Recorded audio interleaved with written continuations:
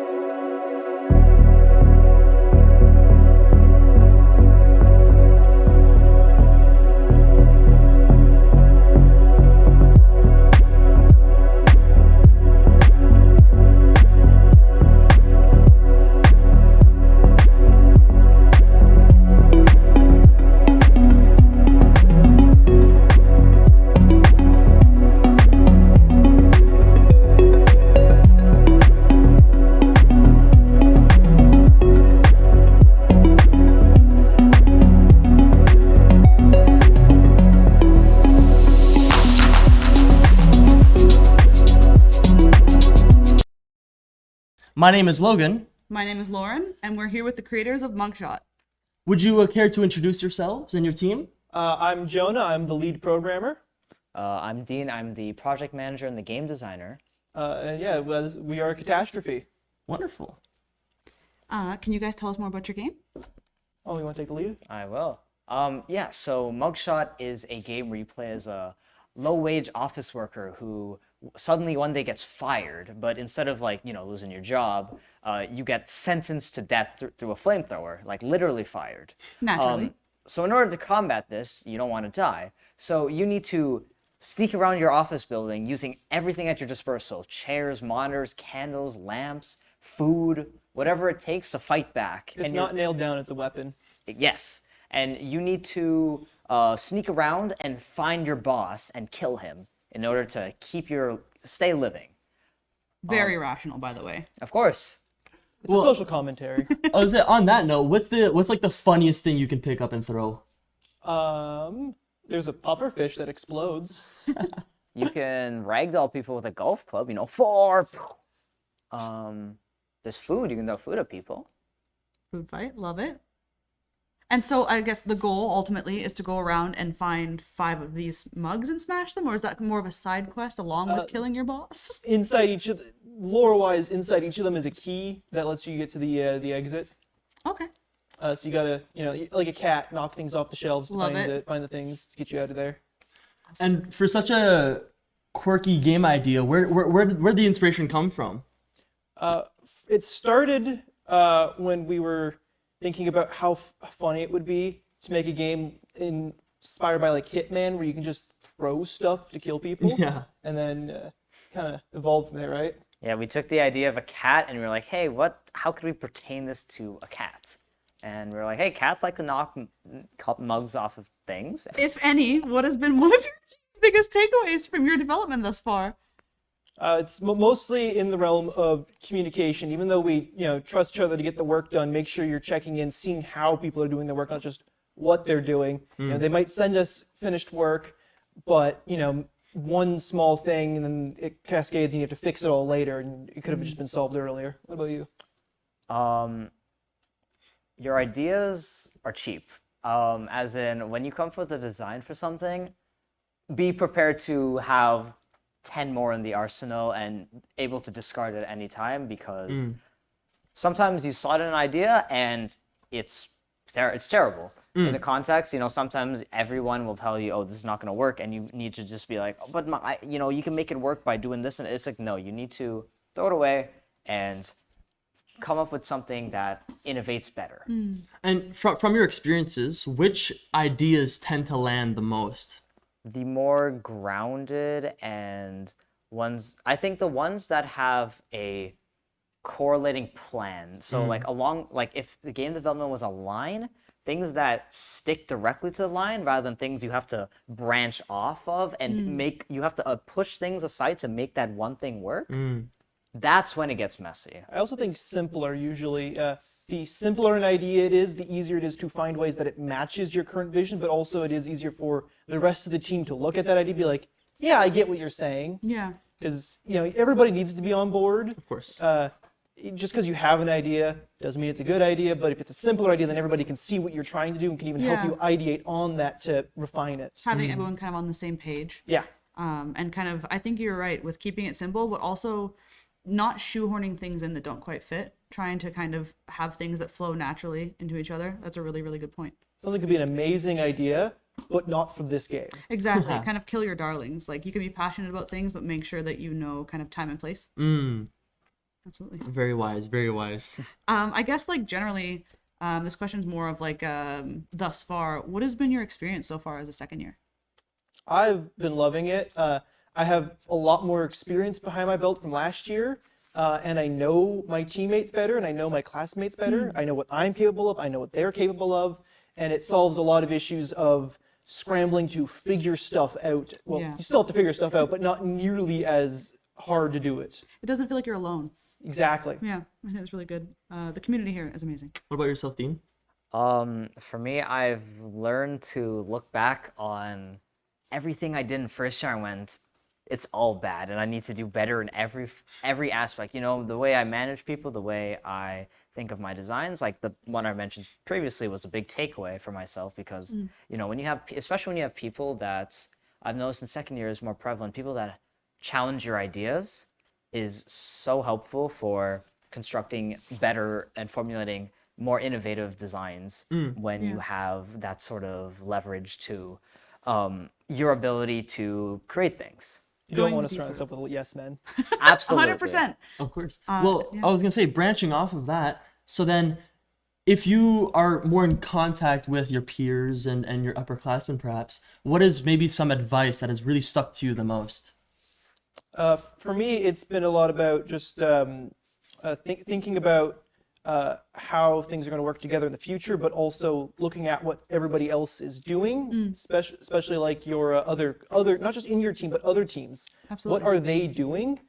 Because sometimes they have ideas that can help you. Like it's not stealing an idea; it's more like not even just inspiration, but seeing how they're doing something can challenge you to do it better. Like it's not a Yeah. competition to make the best game, but a little bit of competition from them is a great way to inspire yourself to do better. Absolutely. Yeah. Yeah. It's really nice that we have that ability to kind of, everyone is trying to do their best, but is not afraid to help other people do their best. And I really, really enjoy that it's such a like tight knit community, even though there's like, again, like GameCon and awards, everyone's very much like, I have done this before, I've struggled with this, let me help you. And we'll figure out a way to do it more efficiently or better. I've solved a lot of issues that I've had just by all my roommates are game devs, so I'll just be like, hey, Blender, what is this? And then in return I'll help them with their programming. 100%.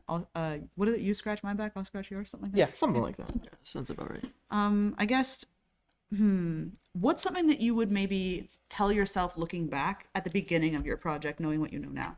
You want to take this one, start? I think manage how or prioritize the environment of the area because that's going to dictate, and especially in a game like this, one thing I really regret was I didn't prioritize the level design and I did it later on because I was learning other things like 3D modeling. But I really do wish I made initial design for the level and be like, okay, how many levels does this need to be? Does this need to be vertical or need to be more width based, especially in a stealth based game? What fits more for being sneaky? And the solution I came up with was width, but I obviously I came up with that months later. Then I kind of wish I did it maybe during the summer, maybe during September. But I think that's the main thing I would have done. Fair enough. I think mine is probably what a lot of programmers feel of, I wish I had fully considered all of the systems before diving into some of them. I get too excited. So impossible. You get excited, you dive into it, and then months later you're sitting there groaning because you realize that something you set up a while ago is not going to work with what you want to do now, and then you've got to do these absolutely terrible workarounds that you feel ashamed to show your face in public. Waking up in a cold sweat in the middle of the night, like I could have programmed it better. Yes. Oh God. Alrighty, well, now that the conversation is shifting more towards the game itself, what is something that sets your game apart from the rest? Definitely the tone of the game. The game has a lot of twists and unexpected things. Like, you know, you're gonna pick up a fish and you're like, oh, what does this do? And you throw it and it explodes a group of people. Or you pick up a golf club and you hit someone and you go 4 and you hit them and they ragdoll on the place. Stuff like that is, I think, the unexpectedness and the wackiness sets our game apart because it gives it that lighthearted, goofy, silly tone that really lets you not know what's coming next. And I think that's pretty unique. Yeah. I've noticed a lot of people get really excited every time they realize that some random new object can be thrown. They realize, the clocks are not taped to the walls. Bathroom stall doors and hand dryers. Nice. Chairs, desks. Well, not desks, but anything on the desk. There's this moment of just childlike wonder of, oh my god, I can kill somebody with this? That's awesome. I don't know if we have kind of covered this with other questions. But what is your guys' biggest goal for GameCon? It's just a snappy, polished experience, right? Yeah, we want a short, fun, whimsical experience where we have maybe like Jonah just mentioned, like, hey, maybe I go into the bathroom and I rip off the bathroom door and I start beating people with it, or I throw it at them and I knock them out, and I'm like, wow, that's so funny. And then I can do that within a span of a minute, and then I'll play the game and I'll have a takeaway like, wow, that was so funny. I don't think I'll play another game where I get to hit someone with a bathroom stall door or something. Alrighty. And what is a very like memorable bug or perhaps like an unintended feature that has come up during your development? Well, for bugs at least, if you stand too close to it, I don't even think it's all the tables, it's just a specific table, the enemies cannot pathfind towards you. And it's such a weird one where it's not even that they just like go in circles around you or lose track of where you are. They will stand in place and loop through their walking animation until you take like an inch to the right, and then they can get to you again. So But then you go right back next to it, and they just stop. I'm gonna save myself the pain and blame it on Unity nav mesh. Yeah, it's just easier to say that. As one does, right? Exactly. It's not my problem. It's Unity. Alrighty. And is there anything else that you would like to share about your game that maybe we haven't touched upon yet? I think something that I've been told the most regarding our game that I think is a cool takeaway that I've learned was when it comes to designing numerous systems, like we have like the whole like stealth and items, it's important to pick one that you want to prioritize and really sell. And I think in terms of our game, it is a stealth game, but I think the throwing and the goofiness is really what should sell it and what should be the main thing that you think of when it comes to mugshots. makes sense. I want to draw attention to, you can't hear it here, but the music is actually recorded by an actual band. Oh, cool. It's not synthesized or pre-recorded sounds on a soundboard. When our sound designer wrote the songs and then sent them off to an actual band Oh, that's really to play cool. them for us, That's Wow. awesome. which is why it sounds so crisp and nice and not like it came from a sound pack. That's incredible. There you are. Thank you guys so much for taking your time to come and have this interview with us. Of course. And make sure to check out A Catastrophe's mugshot at gamecon.ca. Thank you. Check it out. We are back with a second year team, Trespass.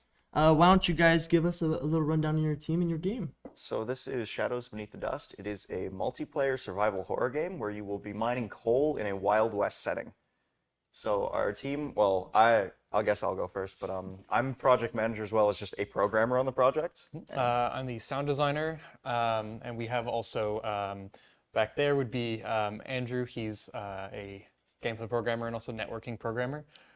We have our 3D artist, texture artist, just not here at the moment, but that would be Sydney and Aiden. So And then we also have Zach, who is also on programming. So, So yeah, tell us a little bit more about your game. Like what genre? Is it single player, multiplayer? Kind of expand on that for us if you can. so it is a multiplayer survival horror game where you can have as many players as you want. There's no upper limit, but we aim for like 4. You and 4 players will be going into abandoned coal mines and mining for resources, but in the coal mines there's going to be like different monsters and different resources that you'll just be mining for and exploring for, and it's all procedurally generated. So as you can see on the screen, the overworld is like custom made. I'm handling the level design. But then you go into the caves themselves, and then everything is procedurally generated, and that's where you'll encounter the monsters, that's where you'll encounter all the resources, that's where a lot of the gameplay will happen. Awesome. I mean, yeah, the visuals are really nice. Is that a filter that you guys have on? So that is a custom render pipeline Nice. inside of Unity, because we wanted to escape the quote-unquote Unity look. So custom render pipeline, Andrew handled that, so it looks really good.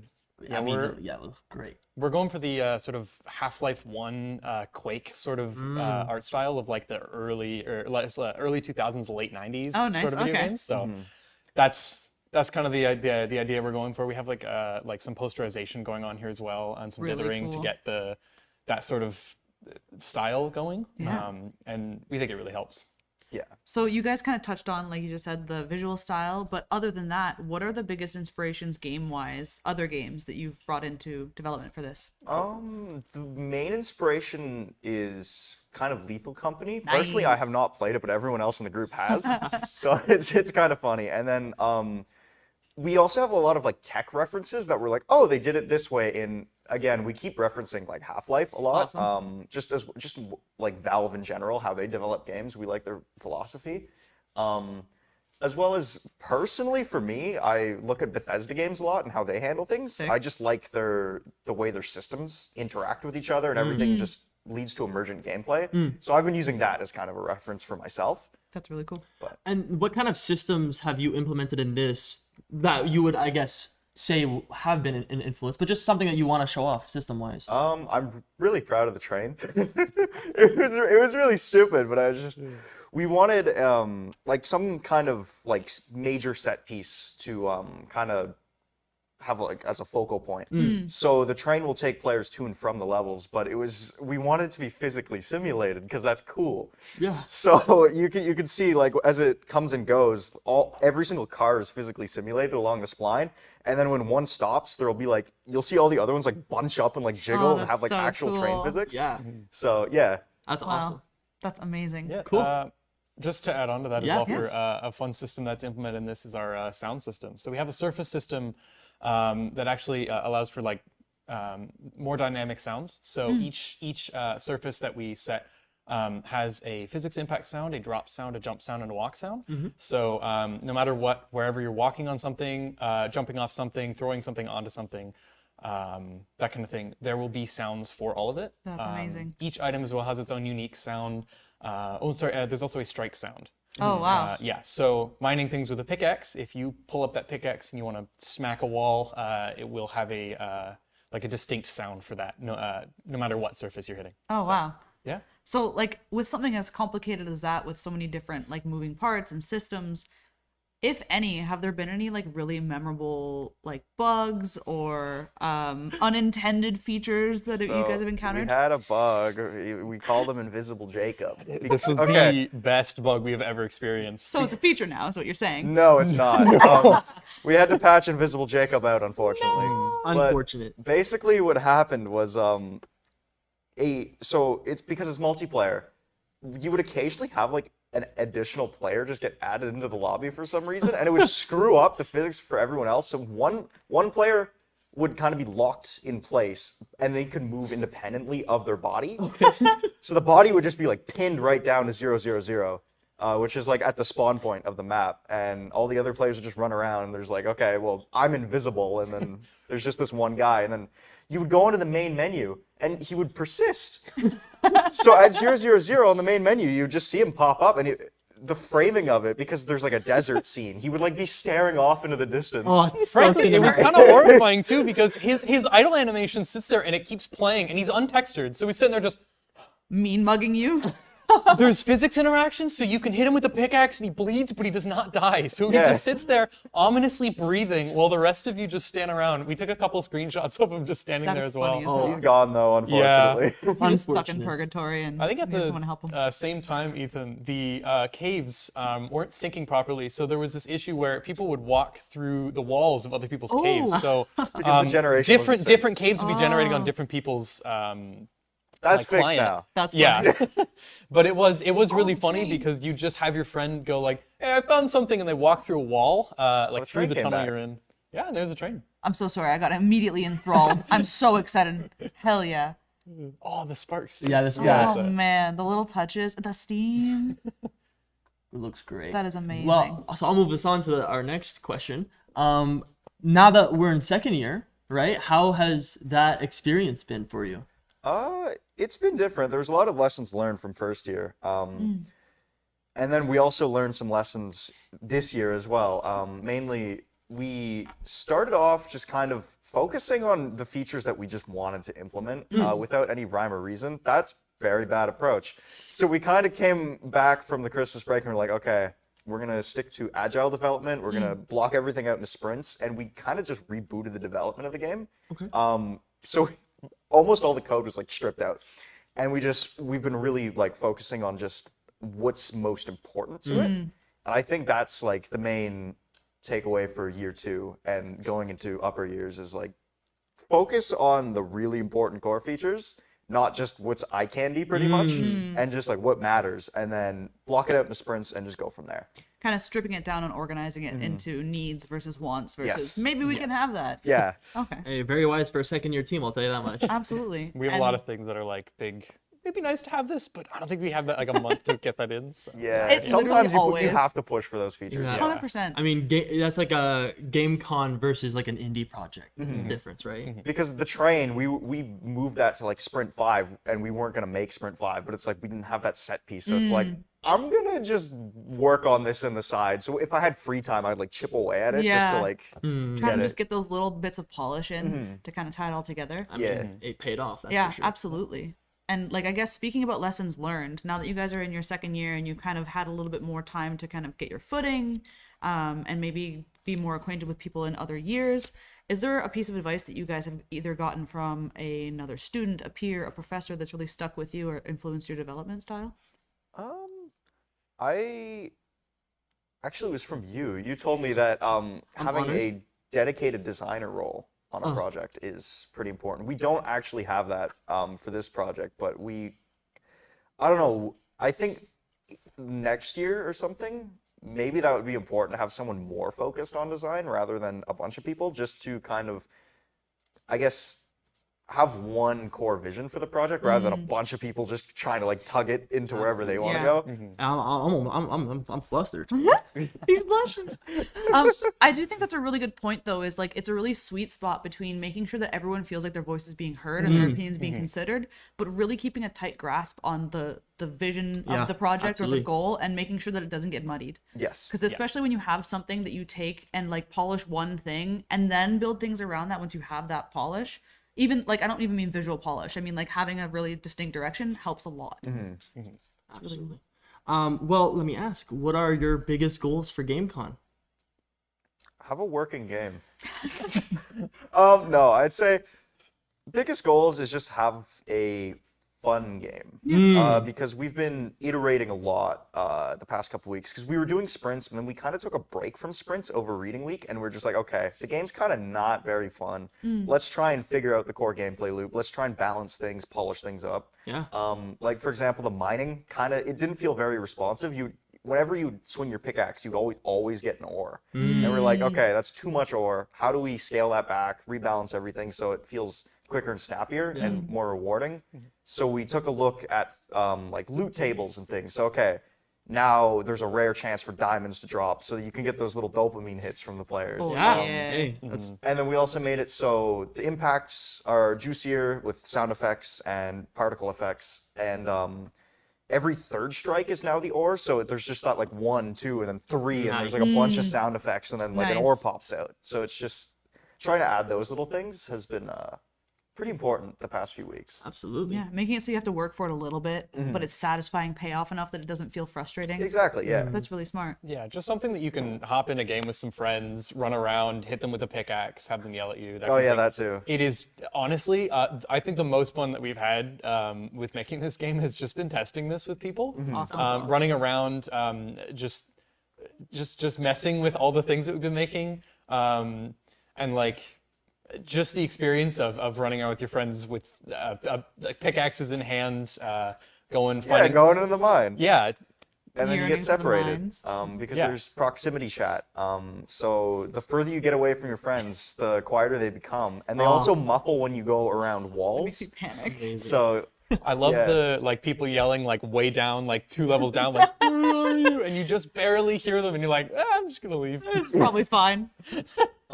we do plan for it to, well, there's supposed to be monsters in this game. Currently they're in development, they're in another branch. We're polishing those up. They're not in this, but there are going to be monsters in the mines. Hopefully, if you're watching this after GameCon, hopefully you already had fun with those already. Yeah, actually that's a big thing for GameCon. We need the monsters. Yes, 100%. We have a couple of really neat ideas for the monsters that have been in development. We have an ore spider, a prospector with a bag of ores and gems and stuff. Yeah. Can you take them from him? So no, what he does. So this guy, he's like we called him the stalker, but basically he'll only stalk you from a distance. He's not very hostile. Okay. And he'll just pick up the things that you leave behind. Oh, okay. He's the annoyance. Yes, Ah. he's Nice. supposed to be like a little goblin guy. I like that. That's how I feel so- in most looting games. So Yeah, so I like, he's I like he's to currently in represent it. development right now. Nice. Yeah. He's got these long arms that are like Yeah, they're dragging really and stuff. lanky and, He has a like- small little bag that just. He's been in the behind caves him. too long. Yeah. Yeah, a little Yeah. bit. A little bit. And if you get too close, Oh, he will see hit that. you with the bag of rocks. The physics on the train there. It's stuff. beautiful. I know it is. Like, look at that. Oh, that's so cool. I mean, when you said that it's like your set piece, I mean, it's very Yeah. obvious. Mm-hmm. Absolutely. Good payoff. I think another thing that's a big set piece in this is just like the environment. Absolutely. All the, I all can't the agree little different pieces of foliage really added a lot to this. We didn't have this like a couple weeks ago, and then Ethan and I sort of went through this thing where we tried to get more in, and it adds a lot. I mean, the tone. a ton, yeah. The tone with the mist and absolutely. Because we originally only had one level, and then we had a lot of problems with tutorialization. So we were always planning on doing randomized maps, and we just needed more of them. But the first two maps are always set in stone, the order. So the first one, you're not gonna have any money for pickaxes, so we're just trying to make it simple. You just go to the mine and like scrounge around for coal. The next one, that's when we're gonna tutorialize pickaxes. Okay. Have those mechanics get introduced gradually, and then the randomized maps will Yeah. Oh, okay, ramping it start up. up. Yeah. Yeah. So really of cool. the three maps, we have sort of like the very beginning, and then the tutorial, and then the sort of go off and do your own thing kind of map. So. Awesome. Yeah. Sounds really good for onboarding. I think people Yeah. will really enjoy that. Did you want to? Yeah, I mean, is there anything else that we have not touched upon that you think is very worth mentioning, I guess? I think we talked about the procedural skybox. It is beautiful. Thank you. This was something that Ethan had a huge part in, along with Andrew in there. It's very pretty. The clouds will change color from like this gradient as time goes on. It seriously adds so much to the game that I didn't even think would matter as much as it does. That's I mean, amazing. just having some random skybox is cool, I guess, but having the sky naturally change around Right? you with the sun going down, you have the sunset, the clouds get a little pink, purple, and then night hits and the sort of fog ramps up, and it's creepy. so It cool. is. Yeah. It really adds to the atmosphere. That's some of the best details are the ones that, like, if you didn't have it, that's fine, but when you do, you really notice the Yeah. difference. Half of my screenshots of this game are just the sunset. Look how pretty, man. Look at this cool That's sunset. amazing. Yeah. And like this game really is like fantastic. Like it's a really good sum of its parts. I think you guys have done a really good job. Thank you. Thank you guys so much for bringing your game to us and coming and giving us your time to have this Thank interview. you for having us, and thank you for your time. Yeah, thank you very much. appreciate it. And be sure to check out Trespass's game, Shadows Beneath the Dust, at GameCon.ca. Thank you. Thank you. And welcome back to the GameCon pre-show interviews. We are here with Pixel Landshark Games. Would you care to introduce yourself and your team? All right, my name is Connor McCarthy. I'm the lead game designer for Pixel Landshark Games, and our game is called Imperium Mortise. Imperium Mortise is a 2D platformer boss rush set during the time of the Roman Empire, specifically at its peak. Our game has a pixel art style, and as for the name inspiration, basically the Roman language back during the Empire's time was Latin. Therefore, I just took the Latin language and tried to make a name that sounded cool, but also somewhat intimidating. Cool. And when putting the string of Empire of Death together and translating into Latin, I got Imperium Mortis.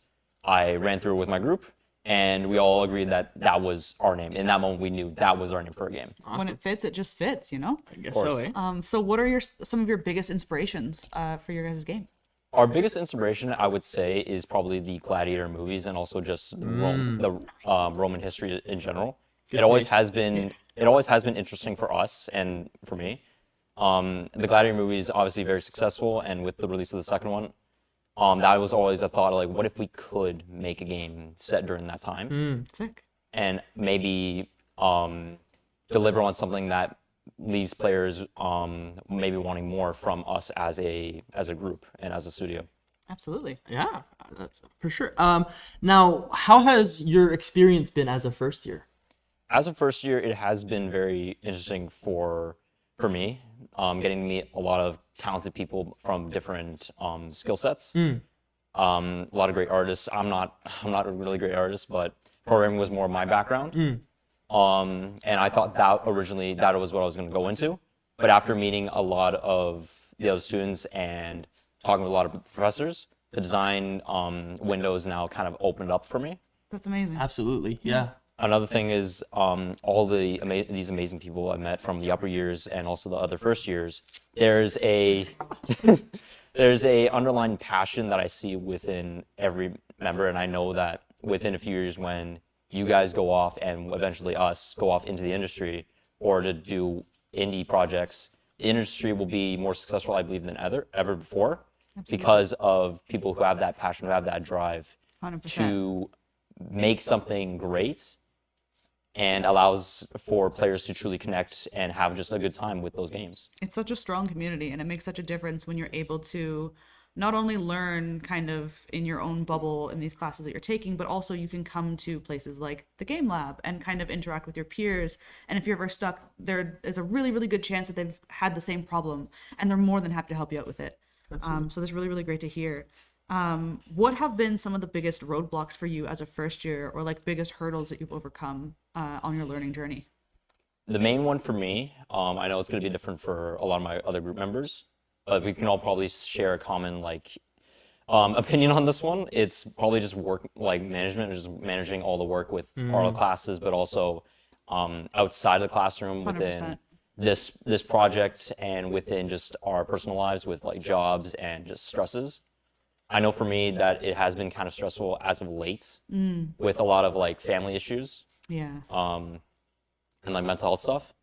absolutely. However, from this, I know that I'm gonna get stronger with it, and hopefully I can bring that strength to help others within my group, even if they're feeling something.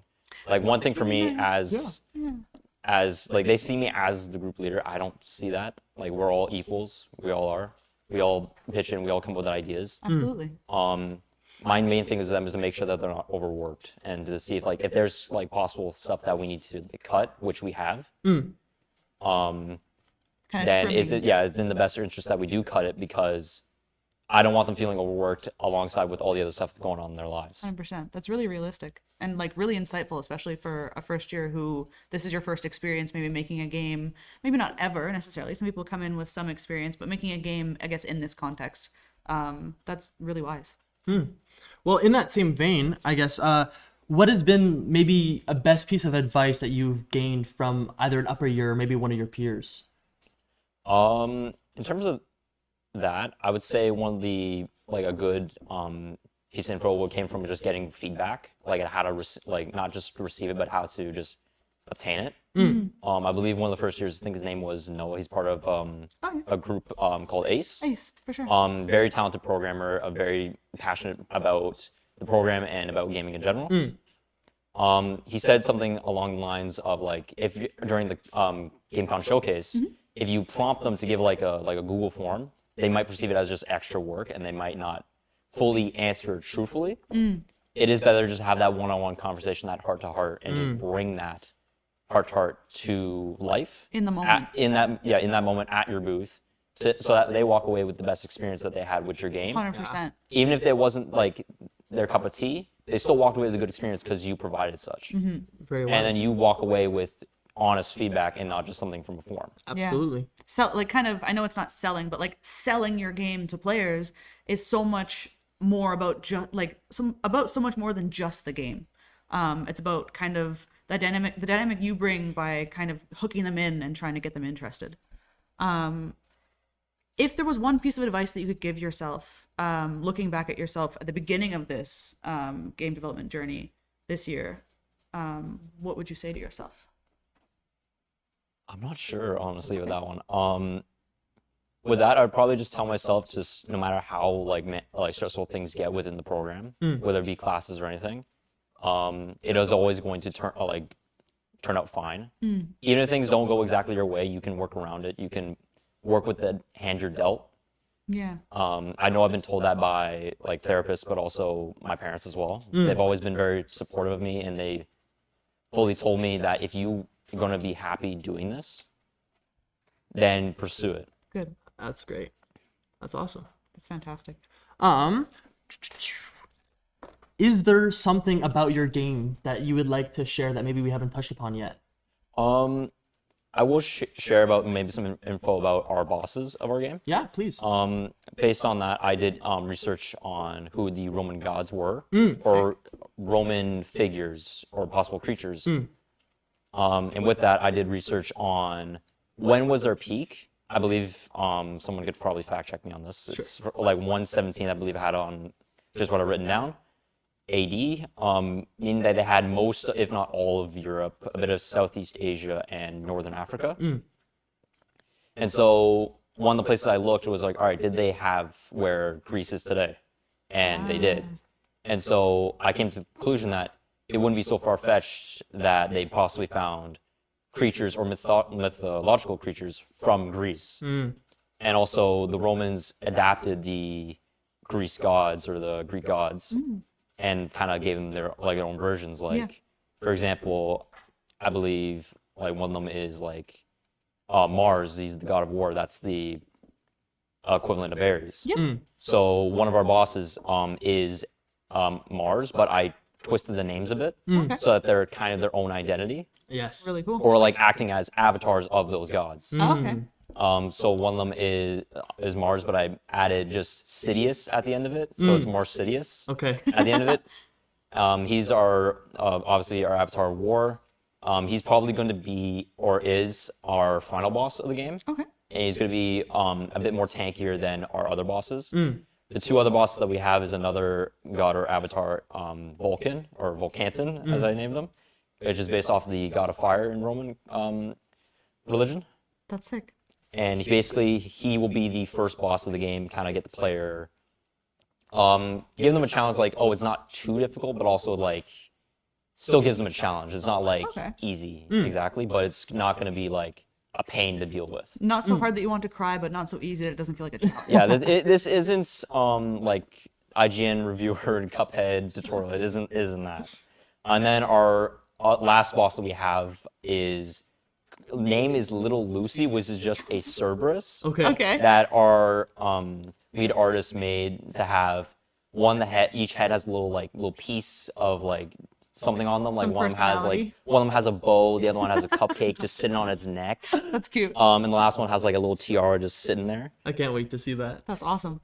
Thank you so much for your time. Thank you for coming out here and doing this interview with us. And be sure to check out Pixel Land Shark's Imperium Mortise at gamecon.ca. Thank you. Thank you. Welcome back to the pre-show interviews. We are here with Soggy Bananas and their game Fage Mutation. All right. Would you care to introduce yourselves? Sure thing. Hi, I'm Oscar. I'm the art director here at Soggy Bananas, and I'm Dylan, and I am the director of the game. Can you guys tell us a little bit about your game? sure thing. So this is Fage Mutation. So what has happened is that a scientist has fallen very ill, and in a last-ditch effort to save themselves, they have created a completely unique cure to their illness, the bacteriophage. So Terry is a tiny cybernetic bacteriophage who is going to quite literally beat their illness to death. I love it. It's great. And so the gameplay is that most closely resembling a 3D Metroidvania. And the focus of the game is to be very movement heavy and exploration heavy. And we wanted to maximize the player experience and in ways where you feel like you're inside the human body. And so you can see that reflected all over the environment. That looks great. I love that a lot. The like, yeah, it's not like 100% accurate, but like it really evokes the feeling of like, I don't know, those older cartoons where like Yeah. it's kind of similar. That's really, really awesome. like school, like Magic School Bus. That's Magic it. School Bus is awesome. I love that. Yeah. You know what? That's completely it. Because initially, our initial direction was like really realistic human body. So everything was like pink and red, and it looked atrocious. It was not a place you want to It's not a nice place explore. to be in the real Yeah, human it's body. not somewhere you want to look around in. So we completely overhauled it. It's a lot more colorful now. So you see it's a lot of pinks, a lot of blues, a lot of greens, a lot of bright colors to really invite you to explore the environment. Really good job. I feel invited. I don't know know, about right? you. I'd like to go there. That's awesome. Well, what about your game idea? So where did this game idea initially come from? Like, what is inspiring you? Yeah, so this is a sort of continuation of what our first year game was. Okay. Our first year game, Bacteriophage, was a roguelike platformer, bullet hell kind of shmup, but we wanted to take that in a 3D direction instead. So obviously we had to pivot pretty hard on what we wanted out of the combat, what we wanted out of the platforming, because you can't exactly copy paste what works in 2D doesn't always work in 3D. 100%. Of course, yeah. I'd say you guys have done a really good job. Like, it looks really punchy. It looks really, really fun. I want to be there. I want to hit things. Thank you. Really awesome. I guess in general, what is the biggest roadblock you guys have encountered along just like development process? More design, art? Was there anything big in any of those kind of disciplines? Anything like that? I think settling on one direction was the hardest part. Every With team's such a large pitfall. team, it's hard to get a concept that everyone is satisfied with. So it's been a very long and difficult process, but I'm very confident in the way that things have come together. And I like the direction that we've come up That's with. awesome. Yeah. Honestly, like, even if you struggle, the biggest thing is what you take away from it, right? Yeah. Absolutely. I mean, if you don't mind me just asking a quick question, we just saw our main character do a bit of a flying spin.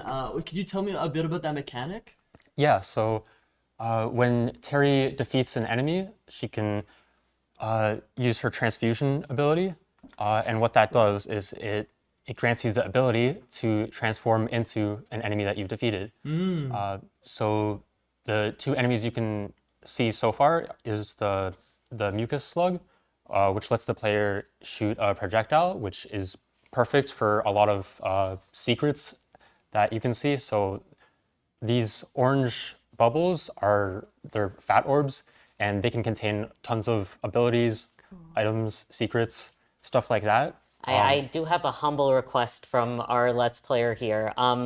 There was an area you were trying to jump up. If you activate double jump there, there's a nice portion of the game you can cruise around in. You could even just reset yourself to get there a bit quicker.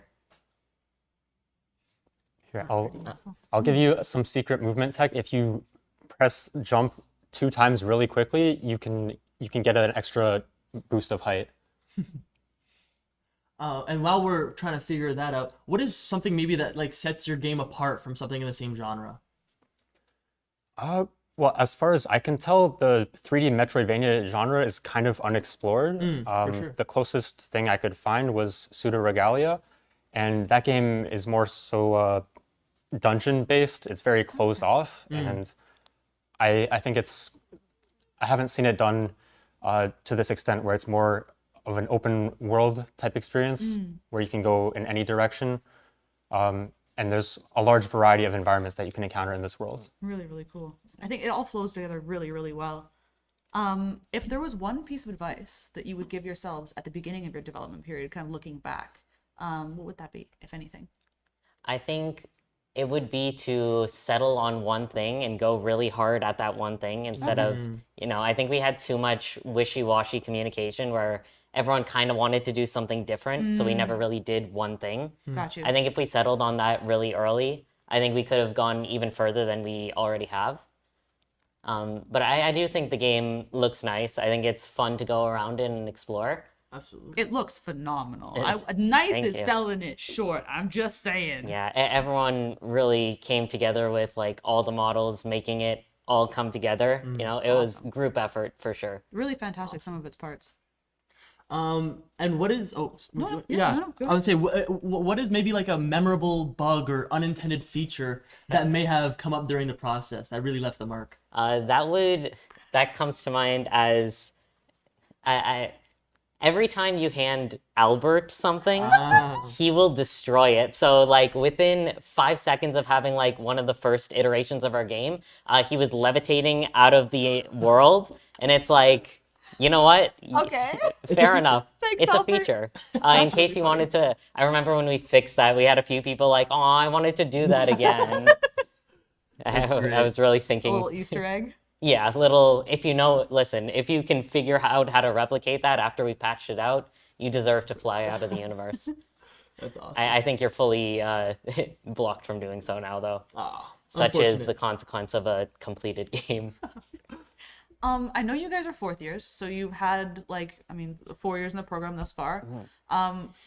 Is there any piece of advice that you've gotten from other classmates, peers, professors that's really stuck with you over your 4 years at OTU? I think recently we had a meeting with Gavin, and he said, do what you can control, and if you can't control something, there's nothing you could do about it. Something along those lines, probably more eloquently than I just I get you. gave Life the clip does what it notes can of. do, and you do what you can about it. Exactly. I think if you constantly worry about what you can't control, then you're just going to go insane. So you got to focus on what you can do what you're able to, Yeah, and then you know you've done everything you possibly can. absolutely. Absolutely. That's really good advice. Awesome. I mean, look at We're that. like Look at that. enthralled. Wait, It looks so give nice. us that landscape view. That looks so beautiful. We'll just Back go there in around just a that moment. mountain Well, there. while we're waiting for this landscape view, is there something about your game that we haven't quite touched upon that you would love to share? I don't think we really went in depth on the transfusion mechanic. Okay. Really cool, by the way. Yeah, it is. So ideally, the finished product we have right now, we have 2 enemies in this version. We're gonna have a third for GameCon, hopefully, and you can turn into all 3 of them and use their abilities. So the way that it works is if you have like this squid, for example, and you use his transfusion ability, you can sort of fly and spin for a moment. And that can help you reach high places you can't otherwise get to. Okay. Similar with the slime, you can shoot projectiles, so instead of having to go up to maybe an enemy that's a bit more offensive, you could fight them from a distance. Okay. Then we have the road roller, which he isn't here just yet, but he is able to curl up in a ball, spin really fast, help you traverse distance really quickly. Okay. Like a roly-poly bug? Yeah, like a roly-poly You can bug. kind like of see that a him lot. up on the plateau Yeah, there. you could see him sneak peek. Yeah. Oh, He's a big guy, it's He is- the man! That's cool. That is looming in really the nice. distance. Menacingly. Yeah, all these enemy designs have been really fun to get to. I love the little slug. I think it's The so slug, fun. he's very He's so cute. fun. I prefer the squid. The squid's my I favorite. do like the squids. They're Squid's very also cute. fun. And also the textures on the platforms there, kind of looking like a slice through cells is really, really cool. Like the different layers of skin, epidermis, the fat layer, that's really cool. I think everything bone on being top. like textured in sort of Yeah. it again, it's not supposed to be realistic. I don't think that was ever our goal, is to be realistic, but having things that evoke the idea of inside the human body is probably what we've been shooting for. It's really powerful because it gives you the ability to design it the way that you want without having to adhere to like biological facts. Yeah, like, exactly. I mean, yeah, it gives the perfect idea of it. You guys have probably heard this before, but it reminds me very much of like Bowser's Inside Story or Osmosis Jones, where it's like, you're there Yes. and it doesn't have to be exact, but like it's better for it. I Yeah, think that's that- really cool. Bowser's Inside Story was one of the things I had pulled up when I was like That's making concept art. Sick. It was definitely what we wanted. Really, really cool. I think you guys have achieved that for sure. Thank you. Do we have any other? I think we're all. Yeah. Yeah. I mean, we're pretty. I mean, look at this thing. It looks so pretty. It looks phenomenal. You guys have done a really good job. Thank you, thank you. Thank you so much. Oh well, let me ask. What is maybe a goal that you have for GameCon? I I think it's mainly to just polish and get all of our art assets in game, because we do have a lot of stuff that is done. It's just not visible in this short section yet. Just Yeah. implementation. Yeah. Absolutely. I think it's just a matter of polishing what we have and making it look really good for GameCon. Yeah. Awesome. A I great think you guys goal. can definitely get there. Yeah. For Thank sure. you. Thank you very much for your time. Yeah. Really Thanks for appreciate having it. us. And be sure to check out Soggy Banana's bacteriophage mutation. Mutation. Sorry, on GameCon.ca. Thank you. Thank We are here with another fourth-year team, the creators of Daybreak. Would you care to introduce yourselves and your team? Hi there. We're Stellar Octopians. I'm Constantine. I'm Dan. And as you said, our game is Daybreak. It's a survivor-like, action roguelike game. If you don't know what the genre is, games like Vampire Survivors and 20 Minutes to Dawn. We have some gameplay going on here. But basically, the idea is you've got a 5-minute timer, and you have to survive that time fighting back endless waves of enemies. And as you kill them, you're going to be leveling up and becoming super powerful by the end of the 5 minutes. And some cool features of our game: every day there's going to be a new procedurally generated world to fight through with unique content. We've got a bunch of different music tracks that can play that are all super dynamic using our Ad Astra system. And our builds get super crazy. And one last important thing: every day, if you survive 5 minutes, you get that Wordle-like copy and paste, so you can send it to your friends. And it's really great for casual competition that way. That's amazing. And is there some sort of kind of free play mode as well, or is it kind of just limited to the 5 minutes? Yeah, so the main version of the game is the 5-minute mode per day. You can retry, but you only have one shot to get that. The Wordle. Yeah, to get that prestigious leaderboard type position. Awesome. Really, really cool. Looks incredibly addicting. It does, absolutely. Having played it myself, it is addicting. I can back that I can up. tell. Absolutely. Well, so let me ask you something. What is one thing that kind of makes your game stand out from others in its genre? Yeah, so if you've played a lot of these games, one thing that you'll notice that if they have a bunch of levels, most of the time their content updates are really few and far between. Okay. So if you want more from the game, you got to wait a long time. Whereas with Daybreak, there's something new absolutely every single day. Absolutely adds to the replayability. That seems really, really smart. Is there a memorable bug or unintended feature that has really stood out that you guys have encountered during development? Oh, there was one we just fixed for this interview where enemies were like flying and stuff was just floating away. That gladly we should not see that right now. Now, let me ask you this then. What is something that you would like to see? So, like, what is your favorite build when you do play? Like, what's the most fun? I'll let Dan answer after, but my favorite is when you have a bunch of multi-shots, so you're firing like A ton. dozens at a time. What's yours? So there's this one upgrade that allows you to increase your rate of fire tremendously. So right now we're seeing like a decent firing, like 1 shot every 2 shots every second, right? But eventually, if you come across it, it'll increase that to maybe 6 shots per second.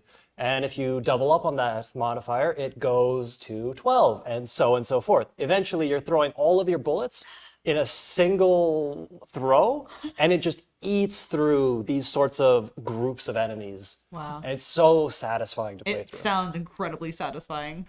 And there's so many upgrades that I don't think we've tried every combination and really gotten through everything. But there's so many to Limitless do. potential. Yeah. Do you have like a rough estimate to how many combinations there might be?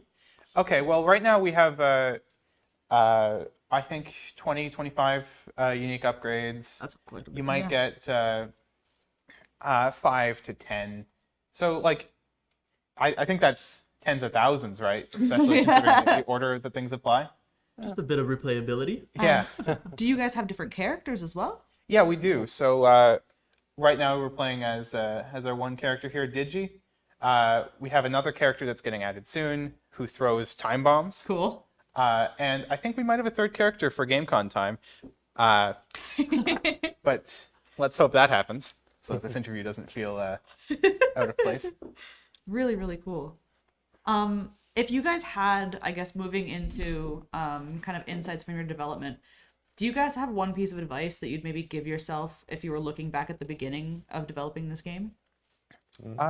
For me, I'd say we started developing this as a 2D game, Okay. and then we switched to 3D so that we could. There was a few reasons, but mostly graphical stuff.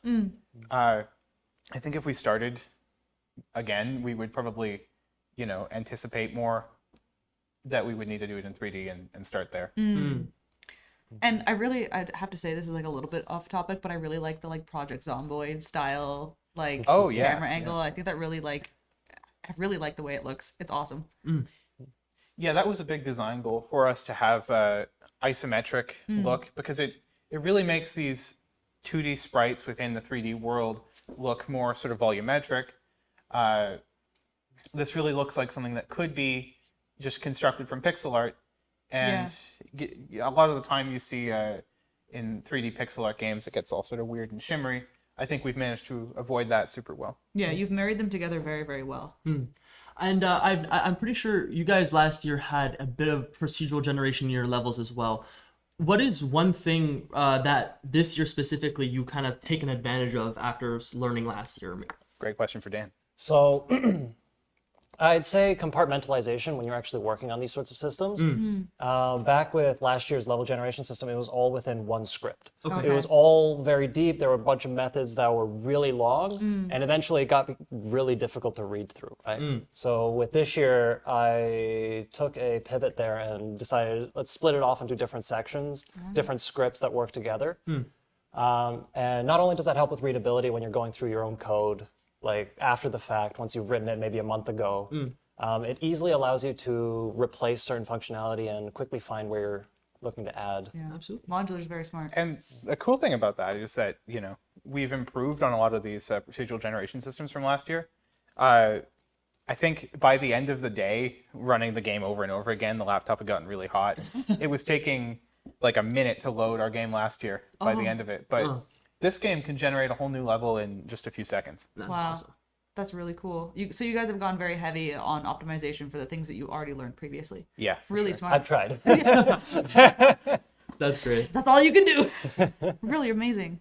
I guess this is a question that's like kind of a pivot, but kind of still related to kind of development process. You guys are 4th years now, so you've been in the program for, well, almost 4 full years. Is there a piece of advice that you've gotten either from another classmate or a peer or a professor that's really stuck with you over the years? I mean, the biggest one for us has been testing. Okay. The playtest opportunities are really great. If you're just going into the program, I think that having a bunch of people try your game again and again and again at every step possible is the best way to find new bugs to fix, the best way to find new features, what'll make people happy with it. Absolutely. Seeing the things that you don't see, Yeah. for sure. Well, in that vein of playtesting, what have you noticed is like the most successful way to collect that feedback and talk to your players? Well, those structured playtest events are really great, but we also love just hanging out here in the game lab and asking people to give it a try. We've been doing that pretty much every day. Awesome. Yeah. That's awesome. Really, really smart. Yeah. Honestly, like, I think people don't get as much playtesting as they could. Some people sometimes are a little bit afraid that if their game's not exactly where they want it to be, that they shouldn't playtest. But I really think that, like you guys said, like, playtesting at every stage is so important. Even if it's just a gray box that has a couple mechanics, you can always get really, really valuable data. Look how satisfying that is. You're like punching through a bunch of the enemies That there. is See, satisfying. that's the build that I was talking about. wow. There you go. Punches They're a almost whole like a room. fluid at that point. Yeah. They're flowing into each other. Oh, that's so satisfying. So it's a burst of shots with piercing. Yeah. It seems to be going through multiple enemies. And you can see the this is a 3D world with like height and stuff. It's a little hard to tell, but we've reached the end of the world here, and there's sort of a river. If you go into that, you'll take damage, so that sort of defines the play area. Oh, okay. Oh, don't drown there. Oh, no, run! Awesome. Okay. Well, I'll just kind of ask: is there anything that we have yet to touch upon that you guys feel is really worth mentioning? Sure, yeah. My big focus this year has been on the 3rd iteration of our Ad Astra adaptive music and sound effects system.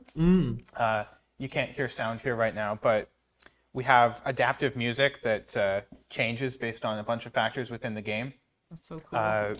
This year, we've really made a focus on making our system more accessible to artists. So we have a few guest musical artists that we have creating unique adaptive soundtracks, That's songs really for cool. our game.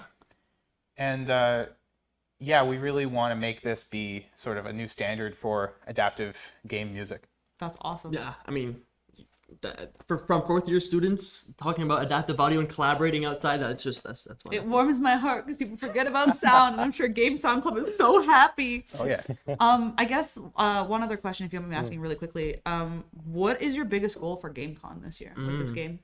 Well, I hope I'm not jinxing this because there's still a lot to do before we can do this, but our biggest goal for GameCon is to do a release on Steam and mobile platforms, which should be easier, but our biggest goal, is to have GameCon be our launch platform, Amazing. Awesome. like a big launch party for us. And I believe you guys might have like a website or something for people to get more information. Yeah, absolutely. So, of course, you can go and vote for us on GameCon.ca. But if you want to check out the game and give it a download, just go to octopians.ca. That's OCTOPIANS. Absolutely. Thank you very Awesome. much. Yeah. Thank you for taking the time to come and have this interview with us. I'm not going to end until we watch them beat this level. Yeah! Just on time. But yeah, thank you guys again. This is incredible. Really happy to see it. Yeah, be sure to check out Stellar Octopian's Daybreak on GameCon.ca. Yeah. Thank you very much. And thanks for having us. We're so course. excited to be here at GameCon. Our pleasure.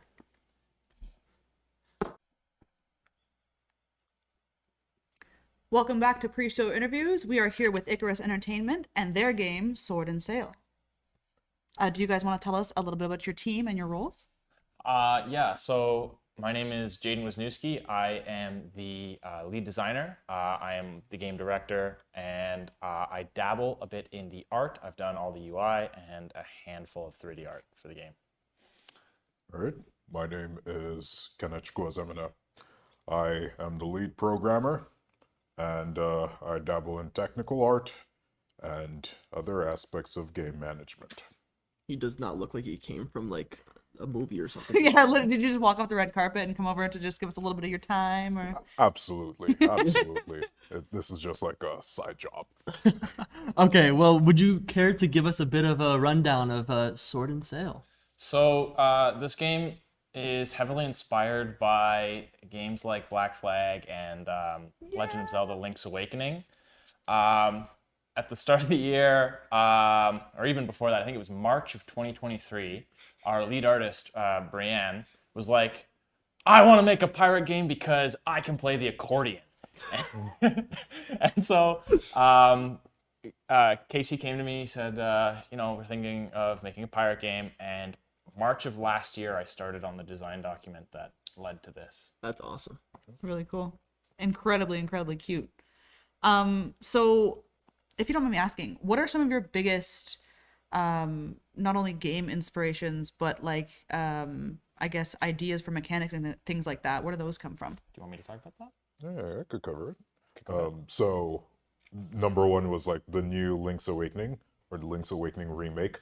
Lots of Nintendo games, like inspiration from Nintendo is paramount. And then we also have like Black Flag here and there, and other dungeon crawler slash puzzle games.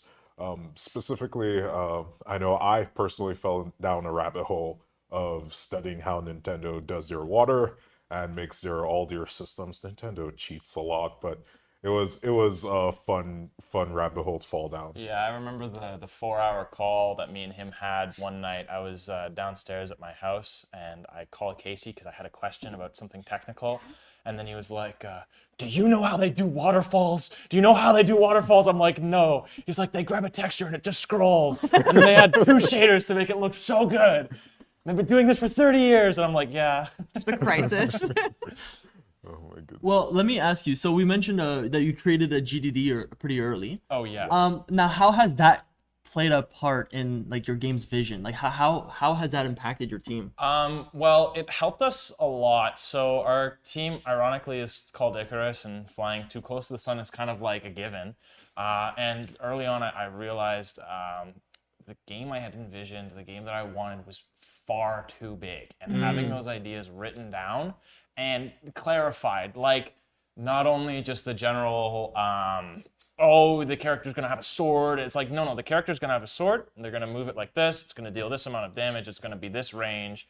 Having that written down and seeing that really helped me size up really how big of a bite I need to take for this game. And it helped the team because a lot of the times, as the director, I go to them, I'm like, go do something, because I'm evil like that.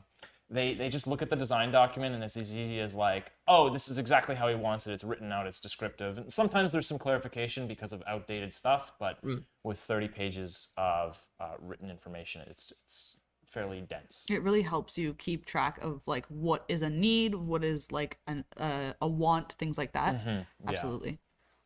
If there was, I guess, going off of that and kind of more into the development process, if you could give yourself one piece of advice to the beginning of this project, looking back, what would that be? That would be for me to maybe cut down early on the design and realize how tight things get with like school and team dynamics, and kind of helping myself understand that the game doesn't end at the paragraph. Makes sense. I'd say it's pretty wise for a second year team, right? So, like, now being in your second year, how has that experience been? Oh, that's been a doozy.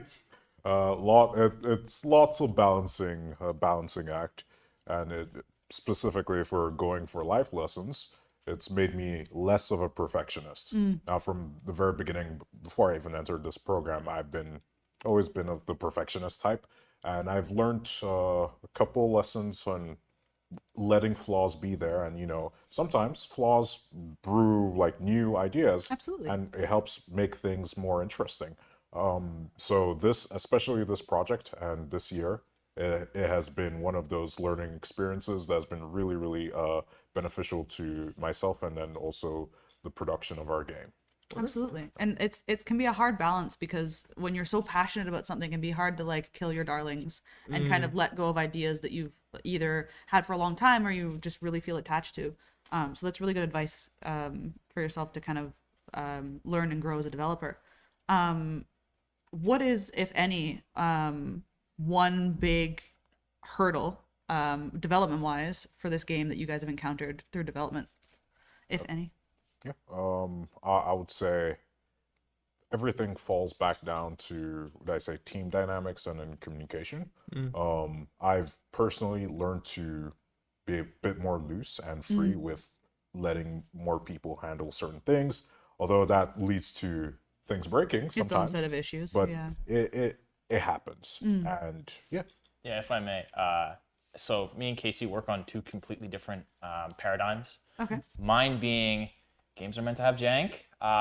Games are more fun when things aren't necessarily perfect. And there's problems with that because things shatter, and it breaks a lot of things. Yeah.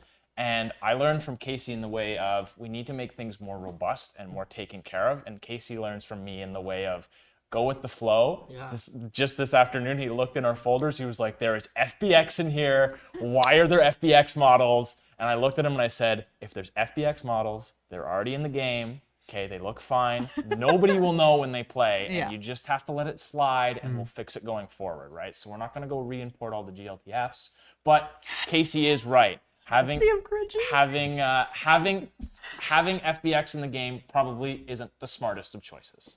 So, sorry to jump in, but right now we're in a bit of a, what is this, like a traveling system? Yeah. So you can actually sail around and dock to different islands. You can actually, you could actually go back to this same island and dock back, and it remembers where your boat is in the world. You can dock around different places. So the intent is like an open zone game. So you can sort out different puzzles in different orders. You don't actually have to do everything in the exact same order. And the world just remembers where you docked your ship, where you are in the world, and how to handle all of that info. So That's it amazing. is it's something that we've been working on extensively. In fact, that was one of the first things we made when developing our game. So it's been a fun ride overall with developing our systems. My love leading your concept in character. our design, to add what Casey said, my leading concept in the design has been free flow and isolation. So one thing that I noticed about our game last year, Oswald, was that things were too interconnected. And without one system, another system was missing. Without another system was missing. And we missed, I think, a handful of things, and it made our game feel terrible. And I sat at that booth all day, kind of, playing with my hands, not really knowing what to say. And so when I had come to the table with this design doc about a week after Oswald had wrapped, I had thought to myself, okay, never again. And I I isolated every single boss. We first had 7 bosses. I isolated every single boss to their own island with their own item, and that item had a puzzle. And it helped me when I needed to at midway through the design doc writing to just say, 4 of you gone.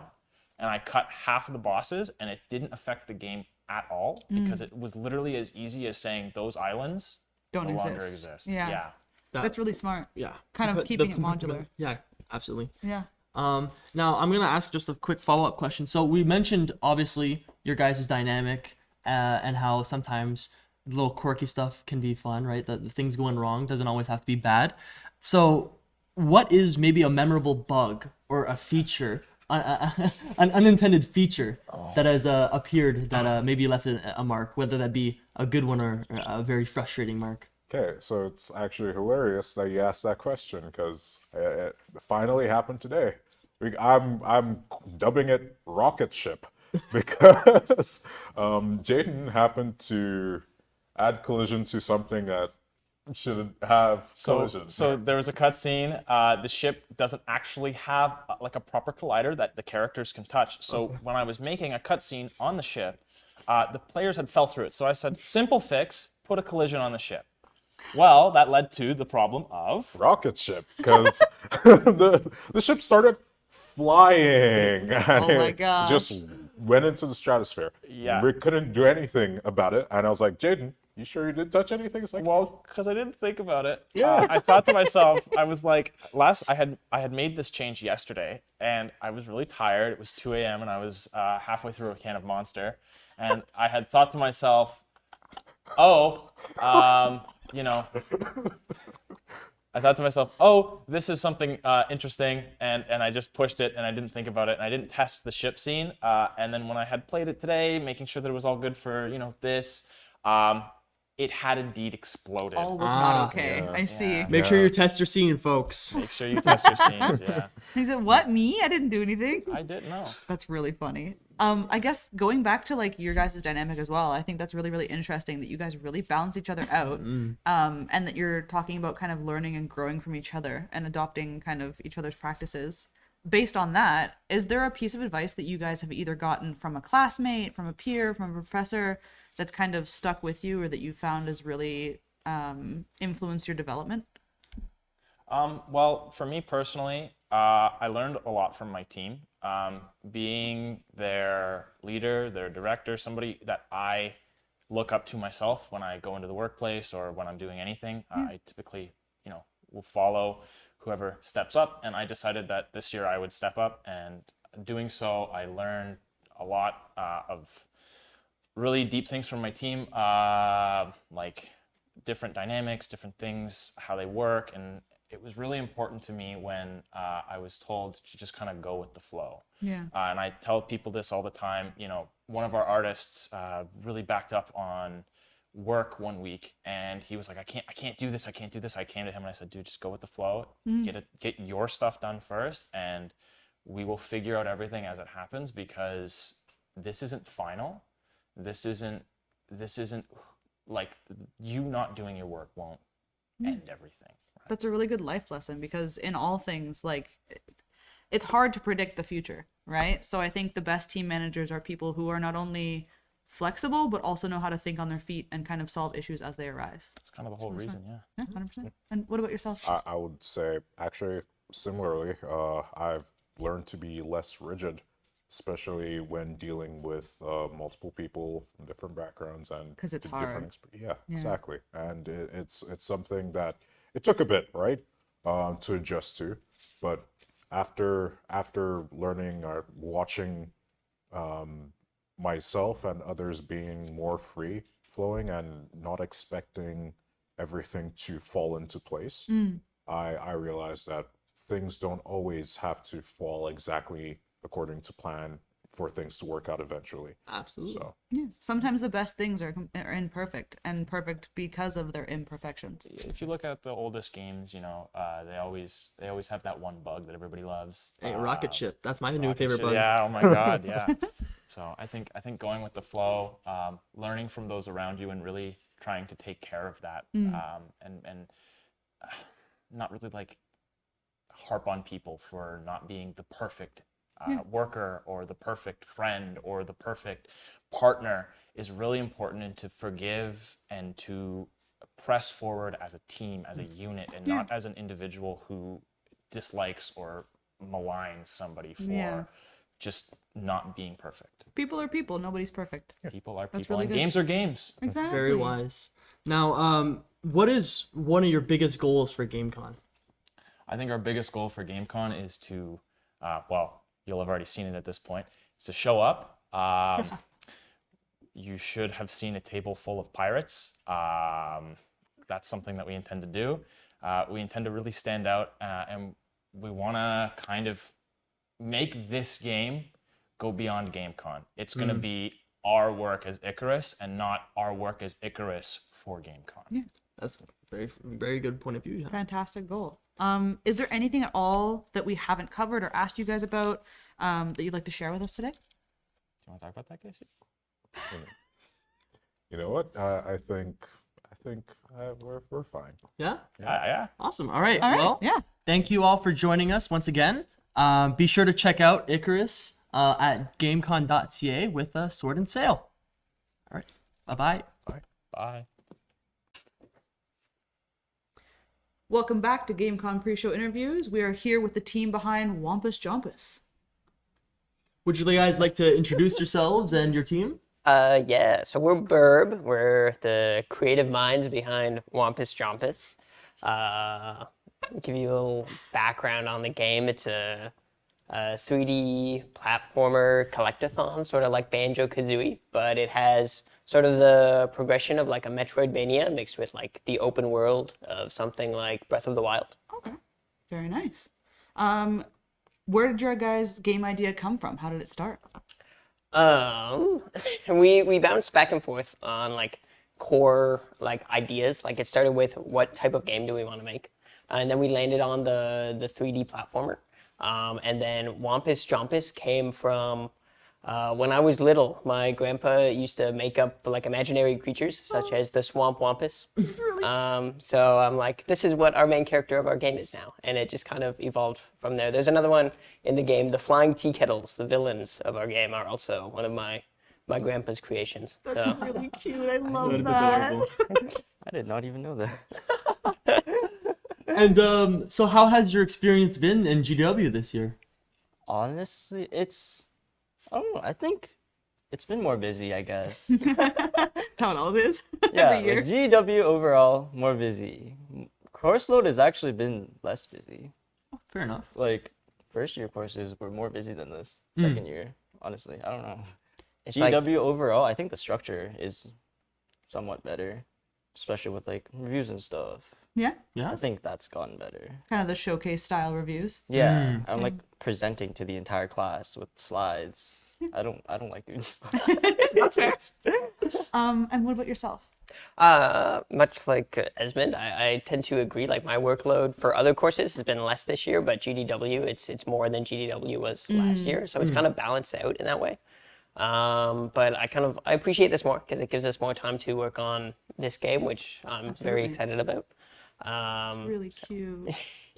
So you can see we have a very basic combat system in right now. So right now, going around trying to find different power-ups, collecting coins, very, Mario 64-esque. That's a big inspiration, as you can tell from like the art style and things. Very charming.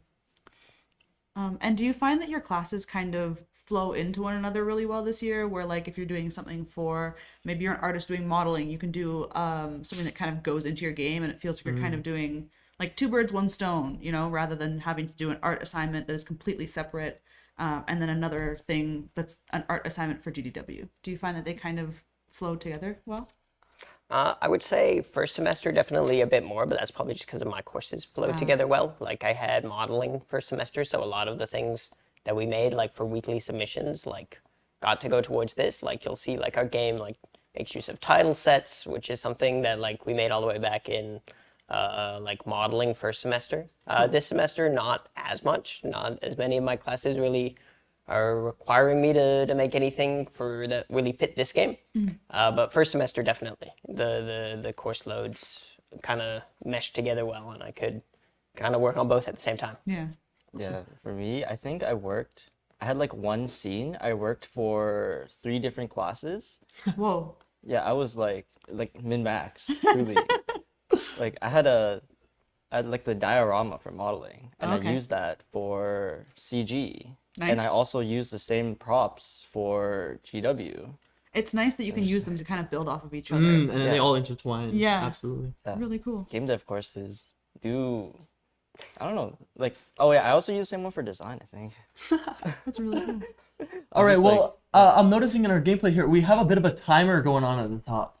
Yeah, so gameplay-wise, that currently is not really doing a whole lot, because a big draw of our game is like speedrunners, right? Like platforming kind of draws in that crowd. So we wanted like a way, like in-game for players to kind of keep track of their time. Okay. So there's also going to be like a leaderboard at the end of the game that you can see for your previous times, so you Cool. can try to give a little bit of replay value, try to beat your previous times. Some good old competition. Yeah. Nice. So Rewards the players. Self-competition. yeah. It's nice too, yeah, that it doesn't take away from the game if you don't want to speed run, but you have the ability to kind of challenge yourself if you'd like to do so. Exactly. Really cool. I love that water shader. It's pretty nice, So right? nice. Our shader gal will be happy about that. Yeah, we'll pass the message along to him for you. That is awesome. I guess, what is something that maybe you would have told yourself looking back at the start of development for this game, if anything? Do you have advice for yourself? Advice for myself. Maybe start working a bit earlier. you, me, and everybody else. I mean, yeah, things happen, you know. We just kind of having more time is always nice. Yeah, absolutely. Of course. I think in terms of scope, it's actually not changed too much. That's other than the really first impressive. ideation, which we kind of just like ignored when we eventually figured out that like that's not happening, and we never brought up like the other 60% of the game that's supposed to be added on to whatever we have now. Yeah, this first area you're seeing here, it started originally, it was going to be like a lot smaller. And there was going to be like kind of multiple different like biomes, but then it kind of, with the way the exploration worked, that didn't like jive super well. So we decided to just make one bigger area with like kind of multiple key points of interest. So you'll see behind the player there's like a swamp with what will eventually be like a big tree in it. There's like a kind of a more cavey area in the other corner of the map. So there's kind of landmarks around the place to like make it feel a diverse little ecosystem. Yeah, exactly. But it still feels like one level, like it's all cohesive. Yeah, cohesive but not too samey. Exactly. I like that a lot. It's really nice. It's very smart. And what is perhaps a bug or an unintentional feature that has come up throughout development that really left a mark? There's been a few different ones. That has left a mark. Like what do you mean? Like on you? Like what was like something that was super hilarious, something that was unexpected but you decided to keep, or something that was just so game breaking and mind boggling, just frustrating? Yeah. I'm not much of the bug fixing person on our team, but I've been fighting tooth and nail for the grappling hook to stay in the game. There's been a few issues with that, with like certain collisions and getting it to work properly. But at the state it's in right now, it's like janky, but it's the fun kind of janky. So you can do some goofy things with it, but it's like not game breaking, and I think it definitely adds to the experience. It's not a bug, it's a feature. Exactly. Yeah, It's always a I love feature. that. That's awesome. Yeah, I'm like the local bug playtesting guy. Okay. Always, I guess. I've had a lot of movement stuff, I guess. Like, I remember we were sitting in class one time. Will was just saying, I was jumping over certain things that wasn't supposed to be jumped over. It was because like the way our jump works is a raycast on the feet, but it's like a bit below the feet, so you could jump before the player actually touches the ground. Ah. So, and we have a jump buffer, so you could like jump and then it would be like a bit off the ground, and that little bit was enough to get to places you weren't really supposed to. Yeah, I remember. And then Will was saying, if you could get it to be consistent, sure, I'll like change it, because it was very not consistent. And then I went home and I think it was like 1 or something, just 1 a.m. I pinged Will. I got it consistent, and I just made the jump like 5 times in a row. Just kept doing it. So Yeah. is it still in? No, no. it was changed. That's so fun. It The changed. raycast was changed. Yeah. No, I remember that class. You were sitting there just spamming jump against this wall. I'm like, you can't make it. I made that jump so you couldn't jump up there. And you're like, I'll get it. And then you ping me at 1 a.m. It's like, I got it consistent. I'm like, now I have to change it. we Turn it into a challenge now for we gotta, him. now we gotta fix it. Yeah, there was also something with like the dash before. Technically, it's not doable, but for now or anymore, the dash used to give you height, so you could jump from like one side of the map to the other almost.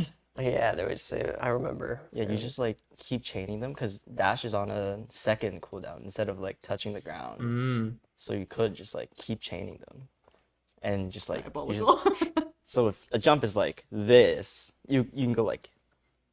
Yeah, if you like dash while you're we're going up in the jump, it would You just long jump real hard. basically it would. I don't know how it worked on the back end, but it felt like the moment they multiplied or something, and you just went so funny. flying across the map, and I'm like, well, that's kind of breaks my whole map design, but it's funny. I will say I love the grappling hook. It looks really, really So fun. I want to play It it. seems so fun. Yeah, I'm very proud that the grappling hook is. This is 2 GDW years in a row I managed to get a grappling hook in my game. So I'm never mad at a grappling hook. I was gonna say you gotta get it 3 years in a row now. I feel like that's Make a it the big thing. go for the full 4 years of the grappling hook. I believe. You gotta make it a staple. It's true. What I'll is? consider it. Oh, I'm so sorry. No, it's okay. What is a characteristic that you would say sets your guys' game apart from others in the same genre? It's kind of the blending of the multiple ideas. So it's. I know we've been talking through it, but if those of you at home have been paying attention to the gameplay, you'll notice the purple gems that our lovely player has been collecting throughout their time exploring the map. Those gems are what unlock the power-ups. Oh, okay. So the grappling hook, the dash, the double jump, I think even the crouches, you don't have any of that when the game starts. You just have a basic jump and a basic attack. So you have to go around, find these power-ups, and they kind of passively unlock more of the map for you to explore and find more power-ups. And eventually, the end goal is to that door in the back there. That is the boss level, and at any time that's accessible. Kind of like what I was saying with Breath of the Wild. You can go to Ganon's castle whenever. You can go to a boss level whenever, and there's a bunch of different shortcuts and stuff in there that you can. There's the boss level. Cool. It's a work in progress currently. This is obviously we've spent most of our development time on level 1, but anyways, as I was saying, there's a bunch of different shortcuts you can do to make this level easier, but they require the optional power-ups. So you can swing across that gap, but if he doesn't have the grappling hook yet, he has to jump across these pillars So you can get over brute there. force it if you. Yeah, you can. You can come right out of the tutorial area and then jump straight into the final boss with just a regular jump and an attack and try to beat Do it. your best. Yeah, that's really cool. Yeah. Alrighty. Is there any big inspiration that pushes you, whether it be for this game or as a game developer as a whole? Do you have any source of inspiration, whether that be a person or maybe a game that you played? You can. I can you're take more, this one. you're more suited for that one. I'm a very big game designer and narrative especially. This game doesn't have a super deep narrative, but I always love games with deep narratives. I find games are one of the media formats that can be a really effective storytelling Sucks you format in, right? because it literally you become essentially a character Yeah, in the game, and absolutely. if used correctly, that can be very powerful. 100%. So that's kind of where my passion in general for games comes. For this one specifically, just memories of playing Mario Galaxy with my sister when we were growing up, That's so and nice. Mario 64 on my DS when I was a kid. I'm I want to do something like that. So That's awesome. those are the big inspirations for this game specifically. If little you could see you now, they'd be so excited. Certainly. That's really sweet. Do you have any inspirations? Really, I think it was exactly the same actually. I played a lot of Mario Galaxy 2 on the Wii and also Mario 64 on the DS as well. I think for me personally, I'm sound music guy, and I think I took some inspiration from that it kind of pushed me into more music side, I guess. there's a lot of funny music things that go on in Nintendo, and they're always like kind of pushing what's, I don't know, like new with audio. Like they always have a lot of fun stuff in there. Very innovative. Yeah, very innovative. In a way, I don't really see that many other games. I mean, there are games that push it, but not as a whole company that is like that big. Not as consistently as Nintendo does. Yeah, like Nintendo with just really everything. Just Yeah. like art and sound, Tech like all as the well. systems. Yeah. Yeah. Like the Switch was it's really huge. just like True. Very true. amazing. So like their company is really just like inspiring, I guess. Is that someone you'd like to work for in the future? Ideally. Yeah. Let's go. Yeah, if possible. That's I awesome. think that would also Yeah. be probably Yeah. one of my dream gigs. Would be working Yeah, just but like- something at Nintendo would be really Everyone cool. wants to go to Oh, I Nintendo. found though. my people. I would say that's a great goal. Oh, That's definitely a great goal. absolutely. That's amazing. So is there anything else that you'd like to share with us about your game? Well, we're coming up on the boss, on the Oh, I on the want to see 'em. first kind of like ending section Okay. that we kind of just built in, never really seen by anyone really. Yeah, this is the first sneak peek. Yeah, here. this is This very- is Feel a so very lucky. new build. Yeah. The boss right now is just a cube. It will not be a cube in the end game. but Menacing. Very menacing. So I love the bounce. That's so fun. yeah, he's got a few different attacks in the current build, and there's going to be multiple phases to the boss fight. So there was, you could see there was kind of like a platforming section up to what is the boss arena where the player is now. So that's going to be a little more challenging in the future. There's going to be enemies and stuff blocking your path and stuff. And then after you beat the first phase, you get knocked down there, and then the platforming section becomes harder. Okay, And cool. then you platform back up, and then there's a second boss phase that's harder. Again, taking a lot of inspiration from like Mario Galaxy does that a lot in their boss fights. I love to see it. Like that's awesome. Yeah. Absolutely. Really cool. Well, if you would like to check out a fully developed boss and an amazing swing, be sure to check out. Remind me of your game name, please. Wampus Jumpus. Wampus Jumpus. You can check them out on GameCon.ca. Thanks.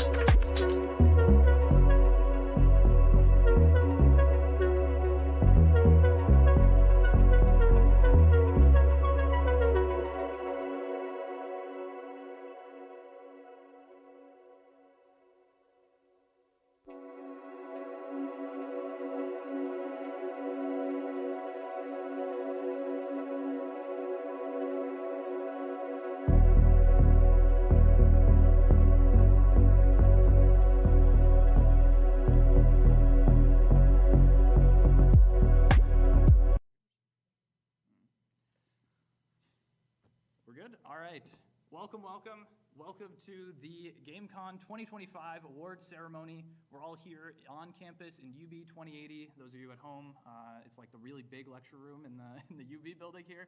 To start off with, I just want to give a huge thank you to all of the nominees that have taken their times to come here and show off their games a little bit, in the videos we have, as well as to, support your fellow students and really just congratulate each other. So big round of applause for all of you. Yeah.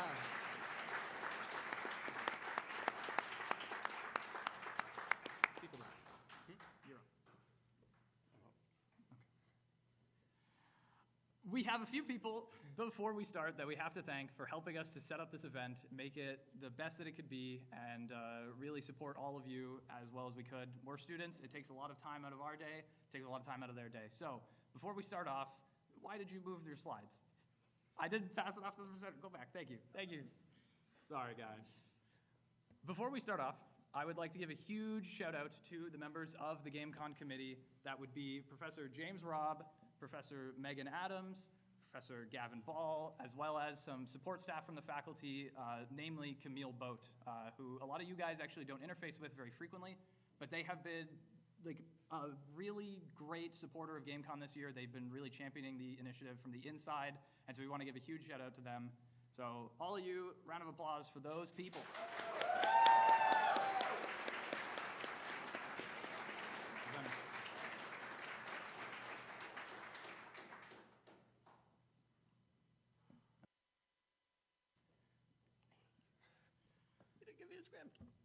We also have to thank a few other people. The people that have volunteered their time to be here and present awards for us here at the GameCon Awards ceremony. They're all in that row over there, except for James, who's standing. The cameras can't see them, but where I'm pointing, just imagine a bunch of really cool people that are here to give out some really cool awards. So a huge round of applause for them as well.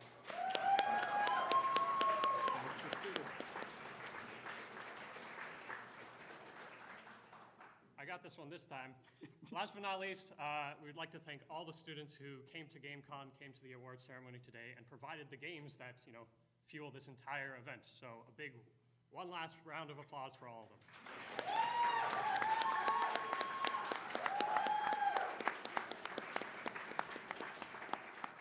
All right. Without any further ado, without any further delays, let's get right into it. Let's pass it off to Dr. Hogue to present Best Tech. He's not here, he's attending virtually, so we'll get him up on the big TV through the Google Meet, and he'll give you the whole thing. So let's get it going.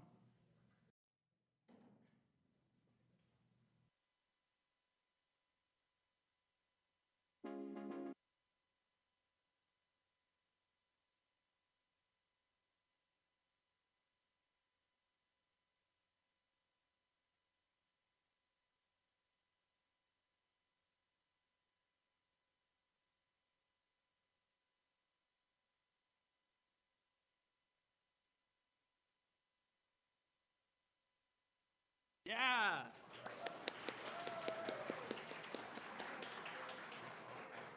And the banner fell. Well, there we are.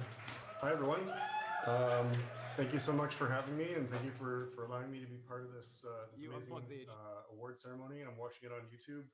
I wish I could be there personally, physically today, but alas, I cannot.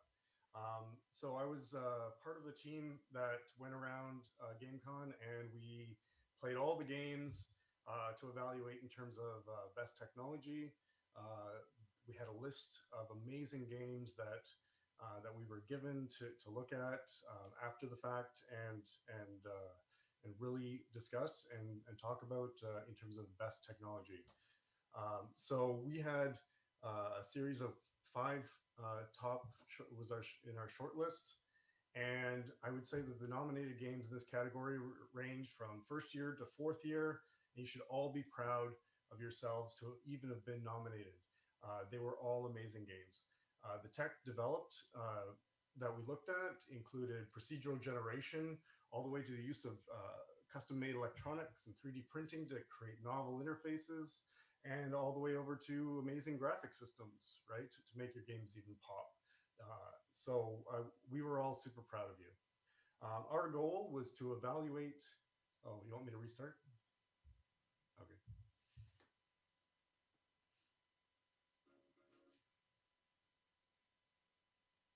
Okay, just give me the go ahead then. All good.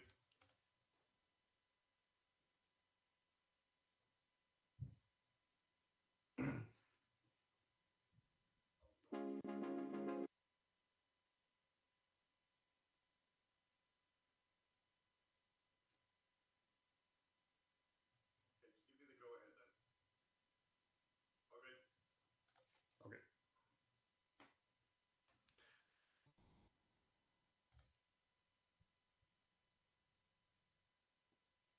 Good to go?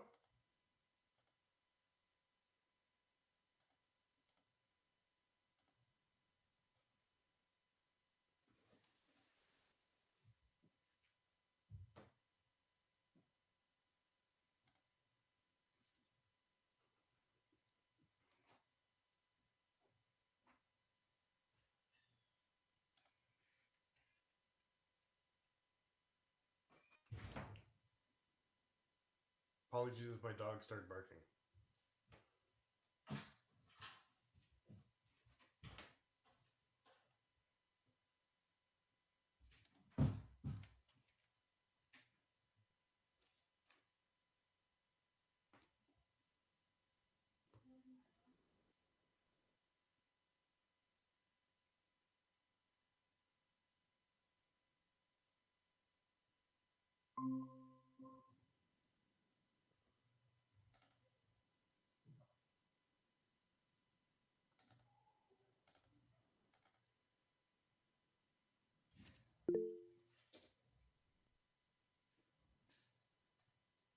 Good to go? Okay. Awesome. Thank you so much for having me. I wish I could be there in person, but unfortunately, I had other commitments. So we were tasked with going around and playing all the amazing games at GameCon and looking at it from a technology perspective and trying to understand it from how the use of technology to the development of technology to how it supports gameplay. We had a list of a short list of games that were given to us, and afterwards we had a great thorough discussion about it yesterday, and we had a very lively discussion to sort of compare notes and understand which game was, which we thought had different technologies and better use of technology. And I would say that it was a really challenging time for us because all 5 of these games are amazing in a lot of different ways. I see a Google spreadsheet on YouTube if you care, or Google search. Hello.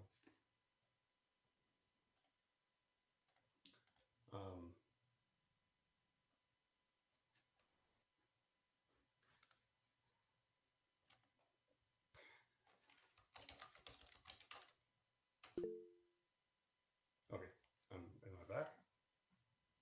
Sorry about that. Tech issues, apparently. Okay, so the nominated games in this category ranged all the way from first year to 4th year, and you should all be super proud to even have been nominated and selected on the short list. The tech developed included procedural generation to the use of electronics and 3D printing to create novel interfaces, all the way to creation of complex graphic systems to make amazing graphics. Our goal was to evaluate the technology used and developed, but not just in an isolated manner. We evaluated the use and development of the technology in the context of the ultimate goal, and that is to create a great game, right? So we had a super hard time to even select a winner. Each of these games felt super complete in many different ways, and you should all be pushing yourselves over the summer to finish and release these on a distribution platform no matter what. I'm super proud of you. So the winner for Best Tech 2025 at GameCon goes to Sword and Sail by Icarus Entertainment. Hey, great job. Super proud of you all. Thanks so much.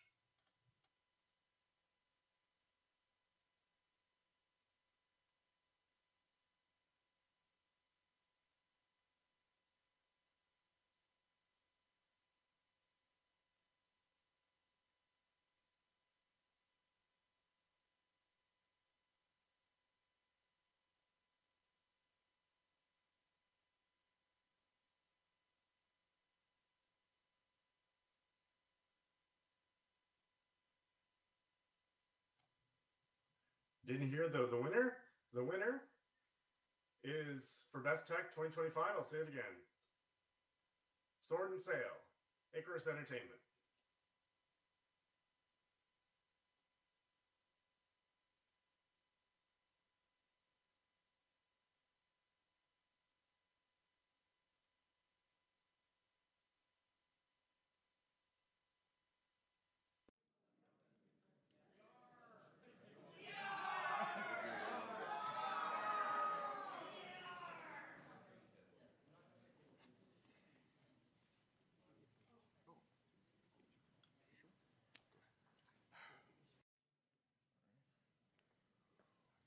Well then, I would first and foremost like to thank my amazing team over here, and I would like to thank our professors and everyone else who has consistently believed in our vision and our hard work and our work ethic.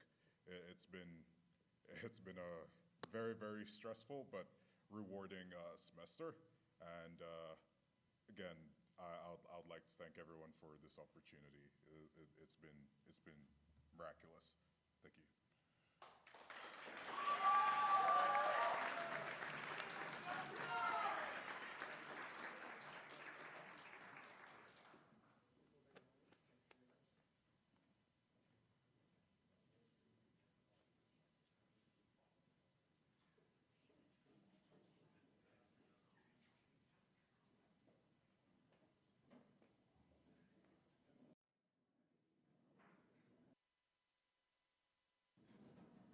All right, that was awesome. Sword and Sail, I played it. It was super fun. It was really cool. There was a lot of great systems, and when talking with Casey, I learned a lot about the back-end tooling they were doing for their developers. You know, tooling is something a lot of people forget. It really helps make the development process a lot easier, and that kind of thing is really important when making a really big game like Sword and Sail. One of my favorite systems in that game, as you know, someone from a musical background, was the different adaptive music that you can hear in the game between like day and night cycles and so many other things like that. Awesome, awesome. Well, with that said, let's pass it off to James Robb here to give best first year.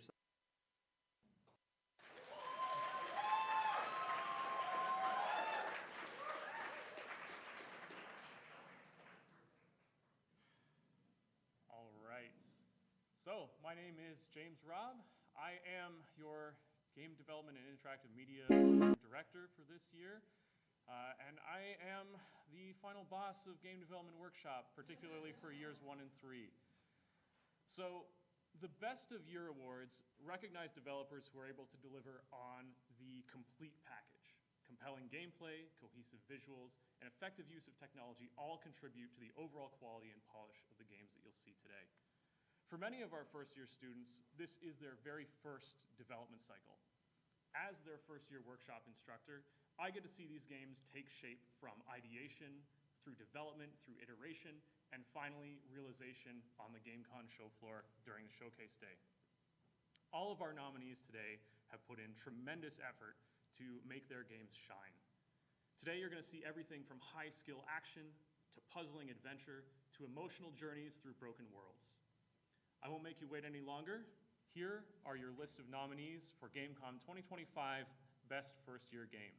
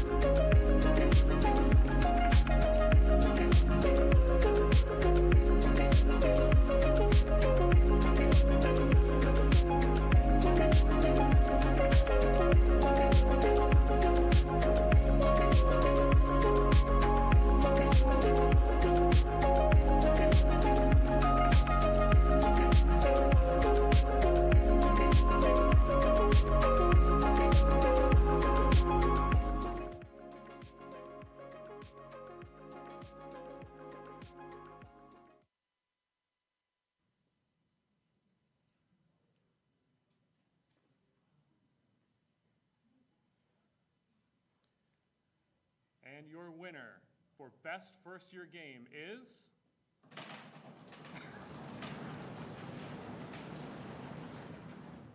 Pandora's Curse by Slice of Life Studios.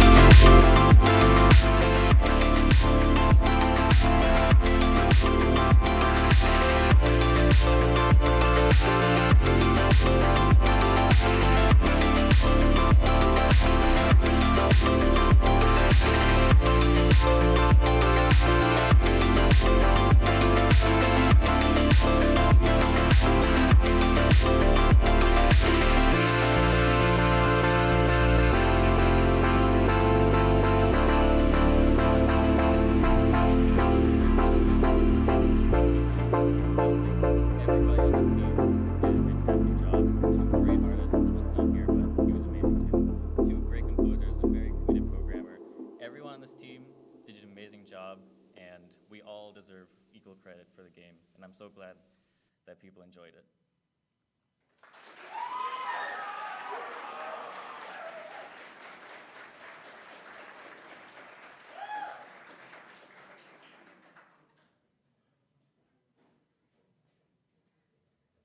Welcome back from that.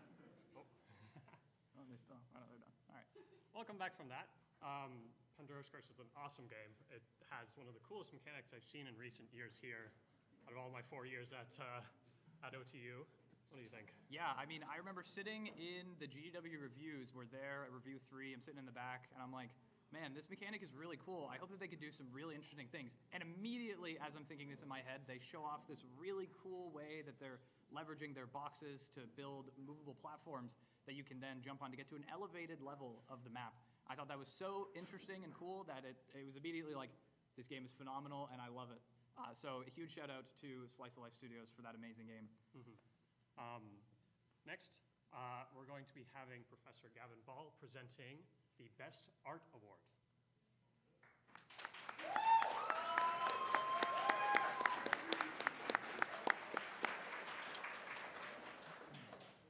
All right, hello everybody. So Best Art.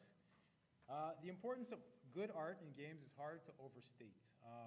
And while good art isn't required to make a good game, it sure does help you stand out and encourage people to give your project a try. Beyond that, good art complements good gameplay and sound to create vivid and memorable experiences that linger. Good art in games can have a long-lasting impact where other games are inspired by your style and execution. Good art brings worlds to life with a degree of specificity that makes clear to your audience where they are and who they are playing as. It's one of the easiest ways to help your game stand out from the crowd. Some important considerations for good art are consistency, originality of style, overall execution, and polish. UI, animation, and VFX as well. With these things considered, it was a very, very difficult decision for us to make this year, as it is every year. Of course, this is a great problem to have, and each game definitely had a different area where it shone the most. Whether it be environment, VFX, UI, consistency, characters, animation, and overall execution. When it all came down to it, there was one game that the judges felt shone just a little bit brighter than the others. And before I say, let's check out the nominees.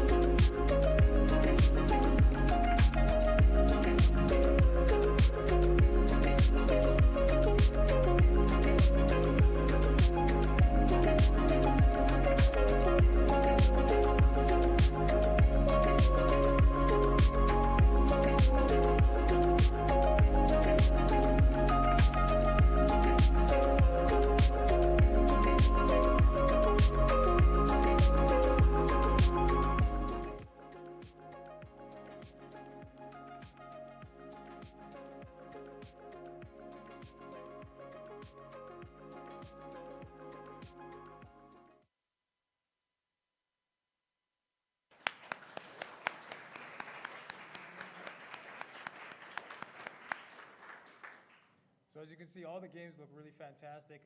It was an exceedingly hard choice to make.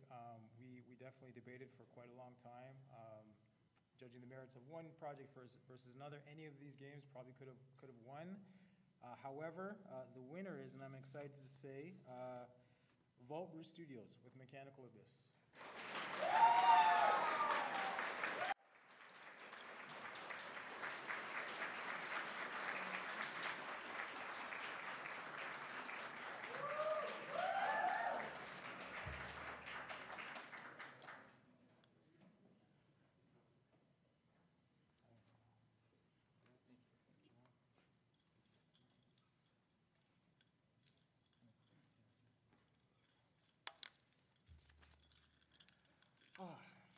So first of all, I just want to say thank you to my amazing team who really allowed me to make an amazing game, and my other artist who isn't here who put in effort as well. It was really incredible seeing everybody's love and appreciation for the game at GamesCon. I just want to say thank you for everybody's support. And I just want to give a shout out to all the other artists and the other nominees who did an incredible job this year, really bringing games to life and like creating a super visual and interacting experience. I want to say thank you so much for the award. It means the world to me. Thank you so much.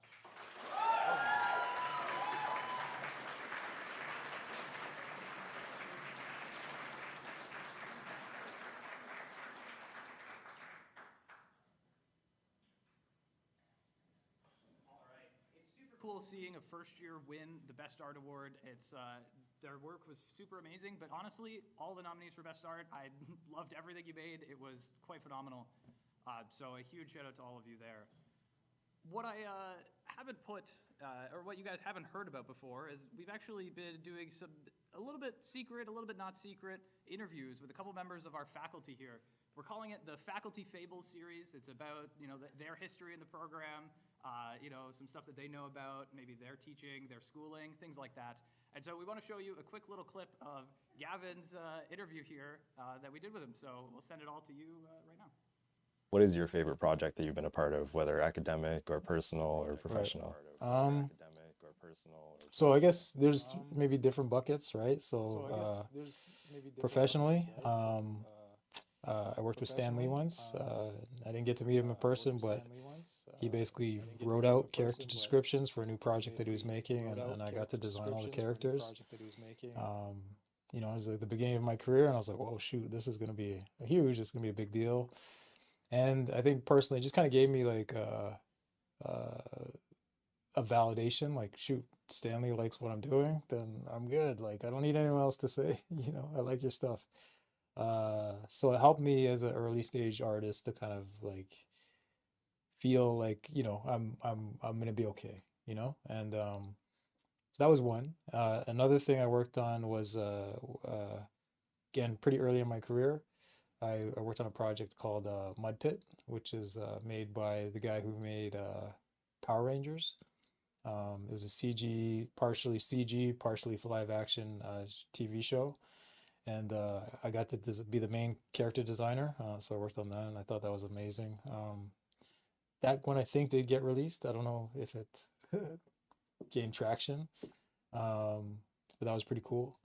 And then personally, I'm making my own project called Gladiatron, and that's really meaningful to me because when I went to school, I studied animation, and I didn't know the first thing about making games, right? And so that has been the game that opened a lot of doors for me in the sense that when I started, I couldn't 3D model, right? When I couldn't program, I couldn't make music. And I wouldn't say I'm amazing at these things, but I learned how to do all those things, and in learning how to do these things, it opened a lot of doors. Even me being able to be a professor here at this program, right? So. Through that project, and I told myself I'll take my time with it, but it'll be a learning project. And at this point, I'm getting better at programming, pretty solid in 3D rigging, animation, 3D animation still needs work. But I think that's the cool thing about this industry, games in general. It's something where you have to, if you love it, right? You can just keep growing and keep developing. And there's always something that you could get better at, you know? And so I think every day I wake up aware of the things I can't do yet, you know? And I'm like, that's cool. Something to focus on today. So I like that. What's your favorite class been to teach at OTU? My favorite class right now is GDW3. Because we make so many games, right? And students are so experimental, right? The funniest moment I told you about, that was this year in GDW3, you know? Right. Yeah, like the students are just doing awesome projects. They're just learning how to make like 3D games. And they're just trying things out and seeing what works, seeing what doesn't work. And so, yeah, I think that's become the class that I like the best. Yeah. So you worked on Gladiatron before becoming a professor here. I did, yeah. So it's actually gone through a few different iterations. No, So Gladiatron was originally a 2D side-scrolling kind of isometric view. 2D isometric, kind of like just beat 'em up in Unity. And no, I think another game engine called Engine 001. Then a Unity mobile, kind of a top-down twin stick game. And then a Unreal top-down twin stick game. And then a more adventure-y kind of twin stick and Metroidvania kind of game that it is now. So yeah. Scope creep even hits Scope creep. harder Oh, professionals. actually. Hey, but you know, I'm learning. So, and the next game that I make, it'll go faster. We'll see. For sure. Yeah. This one's to put you on the spot a little bit, but which professor would be the best at Mortal Kombat? That's interesting. I think Bill could be good at it because I know he's into like mixed martial arts and stuff like that. I don't know how much he's into like playing games, but I think Bill maybe. Alvaro, I know, is a big gamer. I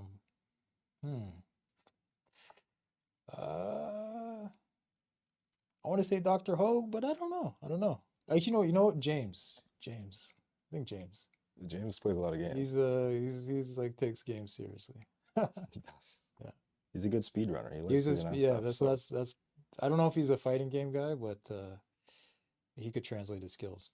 I had a former student, John Umar Kitab. Did you have him as a TA?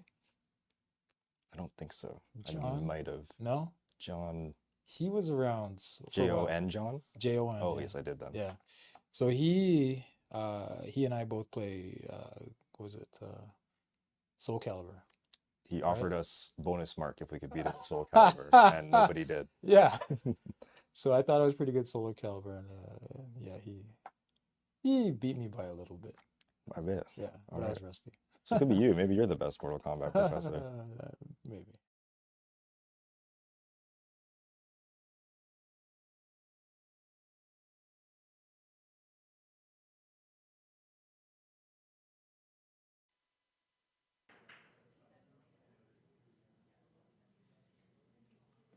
Thank you so much, Gavin, for that wonderful insight onto your past life, your time here at the university. I think it was really awesome.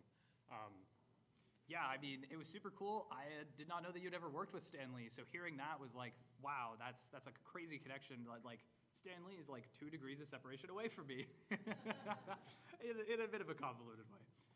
If you guys want to see more of that, you can check it out on our YouTube. It's not up yet, but it will be soon. The full video will be there. You can see all the insights that Gavin has, as well as a couple other questions you didn't see here. So, stay tuned for that. And good luck on your project.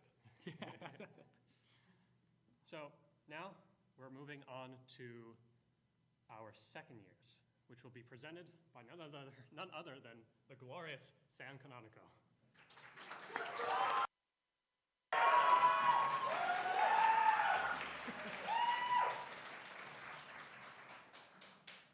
Hello everybody, I'm Sam Canonico, and I have been very lucky to TA the second years in GDW this year. Second year GDW is a very interesting time because it's the first time that most of these game developers are working in 3D. So there's a lot of learning on the spot, And the best part about being able to TA for this course is to see how the students learn and grow over the course of the year. There is nothing better than just being able to talk to my students about what kind of decisions they're making on their games, how they're making their games, and trying to help them into the right direction. But at the end of the day, they're the ones doing the really good work. They're the ones making these incredible games, and there's a lot of really cool games that they make.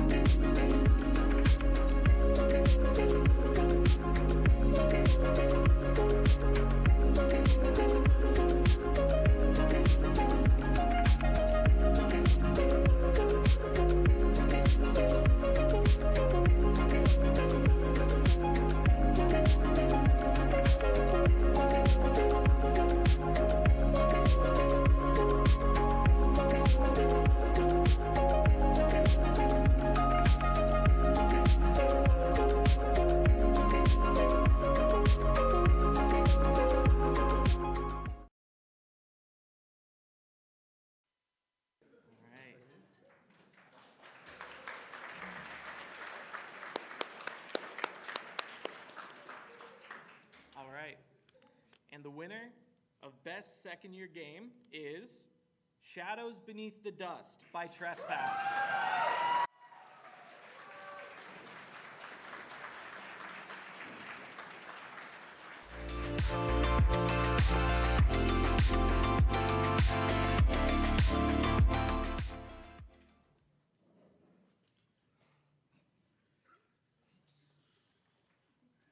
That was unexpected. Anyways, I'd love to thank my amazing team. They were great the entire way through the journey. Put in so much work and effort into just iterating and making sure this game was as fun as it could possibly be. This way? Okay. Okay. I'd love to thank our amazing faculty for just guiding us along the way, providing amazing feedback and I guess direction. And yeah, thank you, everybody.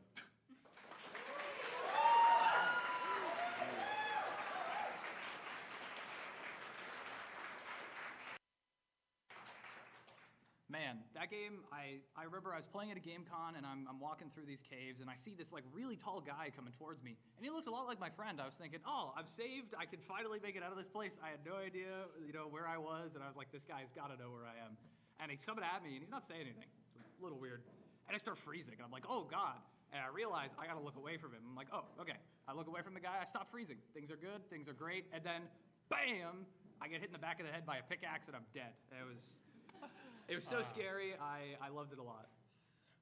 I spent a lot of my time outside of the caves because I'm a bit of a scaredy cat there, but also because there was a huge and awesome train that you could see out there that is, I know the developers spent a long time perfecting.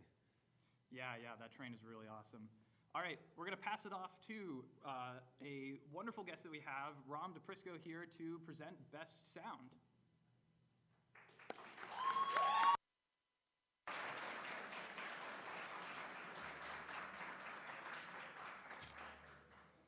Okay, hello everybody. My name is Rom DePrisco. I am a music composer and sound designer. Been working in the industry for a few years now, and I also occasionally teach the game sound and advanced game sound courses sometimes, and very happy to be giving away the award for Best Sound today.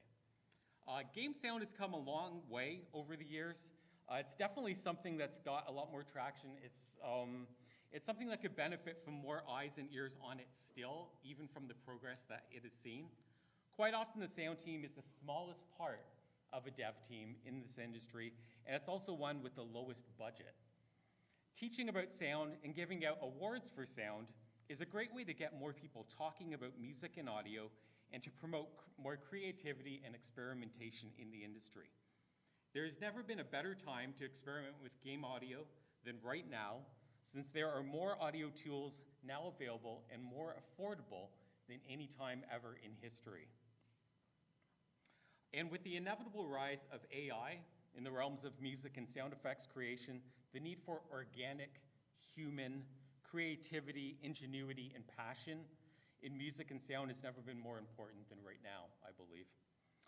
Last of all, I would like to say that every single member of each team that was nominated today should be very proud of their work, since sound is dependent on many other aspects of a game, including design, art, gameplay, and when the whole team comes together to cohesively blend these as one, that's when the real magic happens.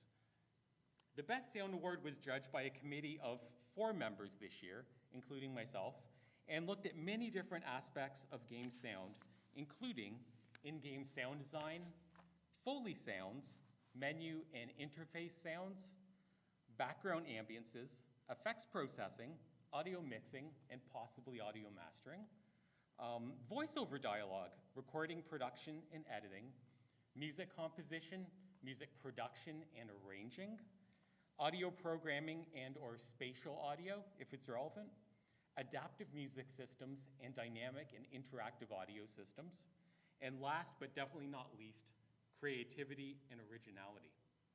Since there were so many games with great sound this year, before I go into more details about the nominees, I would just like to give a few quick bonus shout-outs if I can.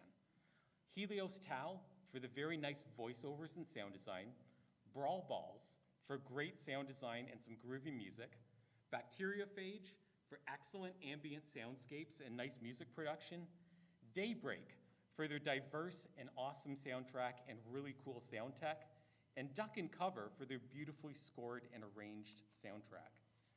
Now I would like just to take a moment to give some shout outs to each of the nominated games. Sword and Sail had some great sound design and catchy interactive music, and I really appreciated the variety of sound choices for some of the sound elements in the game world. The background ambience were especially well done, with some really nice stereo imaging. Wampus Jumpus had some great music composition and arranging, custom sound design for the in-game sound effects, which were very cleanly edited and processed, and an adaptive sound engine with real-time filtering that added a very nice touch to the whole experience. Pandora's Curse had some great sound design and processing, very nice stereo field imaging and frequency balancing, nice creative music arrangements, and an overall sound that perfectly matched the vibe of the genre and the game world. Ostinato had some excellent music composition, arranging, and production, with some very creative combinations of different musical genres, great custom sound design, especially for the cutscenes, and cleanly recorded voiceovers with nice editing and production, as well as an awesome adaptive music engine with a lot of variety and depth.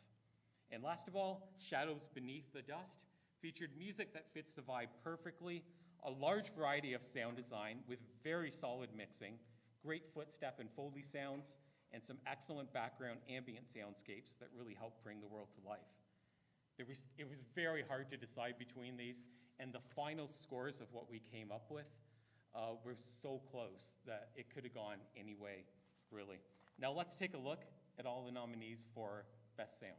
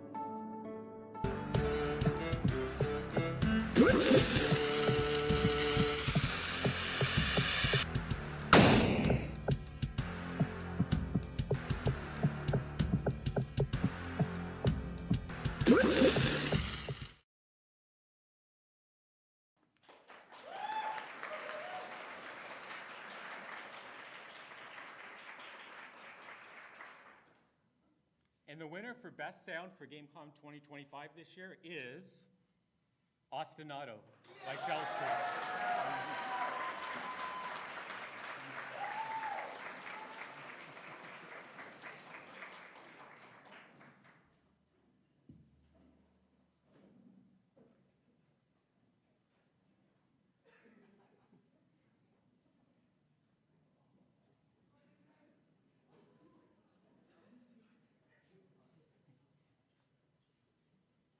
Congratulations, guys. Who wants a big trophy? Okay, and you also got one of these. Oh, thank you.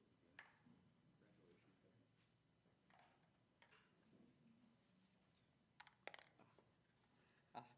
Thank you guys so much for this award. We couldn't have done this without our very talented music composer, Brandon. He couldn't make it today, but his music making was just incredible, and I feel like it did so much to help with this game. I'm glad that all of the work that we put into sound, like making, like the process of everything, it actually paid off, and I'm very happy for that. Also, shout out to Adam, Ridger, and Colo. They also couldn't make it. And yeah, thank you so much for this. We appreciate it a lot.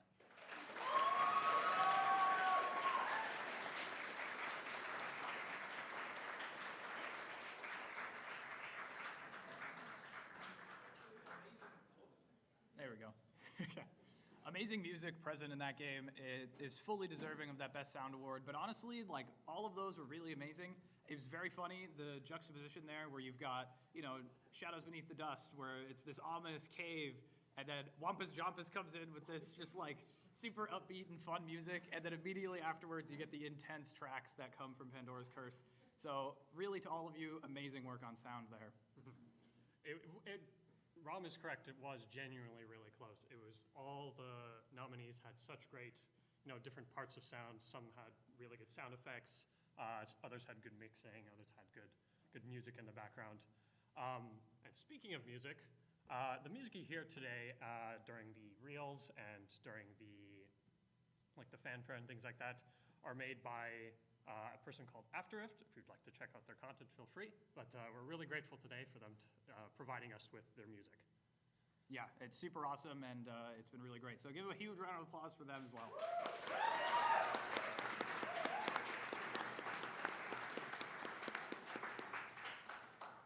Before I start on the next award, you guys already saw what Gavin was telling us behind closed doors. Let's see what Professor James Robb has to say about a couple different hard-hitting topics. Let's roll Faculty Fables with James. You have the unique perspective of having been a student in this program a while back, maybe when it was different. What is a funny memory that you have from being a student at Ontario Tech? A funny memory that I have from being a student at Ontario Tech. I won't name names to protect the innocent. One time, I was in class with your favorite professor and one of mine, Dr. Andrew Hogue. He was giving a math lecture, and I forget what he was asking about, but it was a question related somehow to trigonometry. I was sitting next to another student who was absolutely asleep beside me, like borderline snoring. And Dr. Hogue finished the question, and there was a beat where, you know, in class, nobody raises their hand yet because everybody's still thinking. The person sitting beside me wakes up with a light snort, says the word cosine, and then goes back to sleep. It was the correct answer. Oh my gosh. I have no idea. What was the funniest moment that you can remember from teaching in game dev? This question is a minefield because someone's going to get upset. Whether it's a class being like, what, it wasn't me? So I'm going to tell you, maybe it's not the funniest, maybe it is the funniest. Something that happened very recently. My students love to meme everything. So last year in game design, I'll set the stage for you. I'm teaching about gamification, talking about badging, and so on and so forth. And I'm trying to come up with examples. And if you know me, you know sometimes I'm not thinking quite on my feet all the time. So I have to like make up something. So I said, okay, well, maybe, you know, if you're attending every single lecture for game design, I'm gonna get you a badge. We'll call it the Jeff badge. I don't care. So I pulled a name out of my hat, to say, hey, there's this incentive or whatever. GameCon showcase was later that week or 2 weeks later, something like that. And all of my first years are sporting these. It's a little badge. It says Jeff on it. One of the students went and printed like 200 or 300 Jeff stickers. So it says Jeff, unlocked in James design. And so very funny, a little awkward for me as like, not the target of this, but you never really know how to react. But I thought it was I had a good laugh. That's amazing. Yeah. Honestly, maybe there's a niche for kind of giving out achievements to the game dev students. We've thought about it. Which professor do you believe has the most unplayed games in their library? Who has the most unplayed games? Okay. Realistically, I think in terms of those of us that snatch up the like weekly epic free games and stuff, it's probably a toss-up between myself and Alvaro. However, I have the data for myself. I ran these numbers 5 minutes ago. My Steam library has 357 unplayed games in it, so it might be me. Oh my gosh. I thought you were gonna say maybe 200, maybe like 150. That's 357. Adult life comes at you very quickly. What has been your favorite project to work on, whether that be academic, personal, or professional? Favorite project? I'll give you all of them because I think all of them are cop-out answers. I think what you want from me is, what's a game that I've worked on that I think is my favorite? So we'll start with academics, and I'll give you the game, and then you can tune out the rest of the answers if you want. In my third year, in my game engines class, I worked on a game called Downslope. It was a racing game, and our spin on it was it's high-tech street luge. Ultimately, it really was a physics simulator of a box falling down a hill. It was not a good game. I think it's my favorite because it marked the switch in my career from programmer to designer. I stopped thinking about games at like the lower technical level, and after that project was like, I feel like I'm good at programming, but this is not what brings me joy. And it was when I was in third year that when I kind of realized that.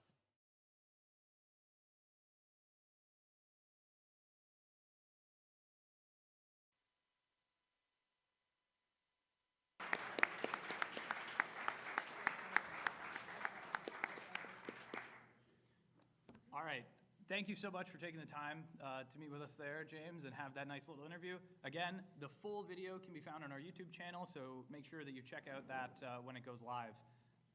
But with that, we got to pass it off to Best Third Year now, presented by, oh, look at that, it's me. So the people here are going to see me run across the stage, and you guys, it's going to look like I teleport a little bit, where I'm just going to go. Oh, how did this happen? All right. Now, third year was a hard year. There are a lot of phenomenal projects, and I remember last year when I was there, and I remember starting with Unreal Engine and being like, wow, this is impossible to work with. Why did I not go with Unity? This sucks so bad. Get me out.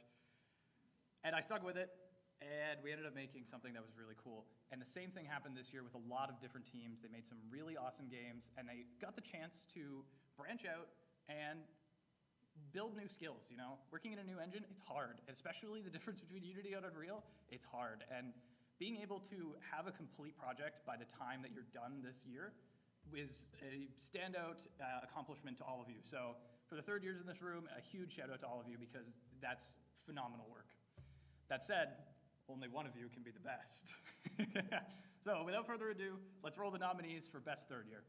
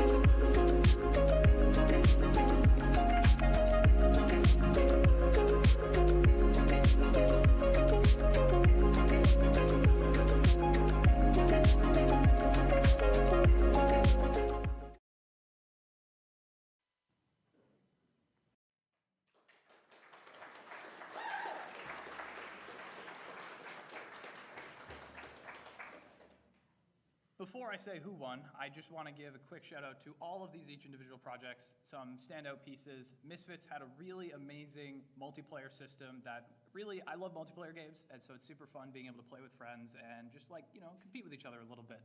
Gubbo had such style and just, it was fun to just roll around as your guy, and that boss fight was really interesting and super well made. Ostinato had great music and just a really good, like, understanding of, you know, what their art style was going to be and then leveraging that in their game, and I felt that was really interesting. And Stormhammer had a really cool custom controller with their arcade cabinet at GameCon. I remember leaving that booth with a huge smile on my face. It was super punchy and awesome. But without further ado, the winner for Best Third Year in GameCon 2025 is Stormhammer by Gold Band Studios.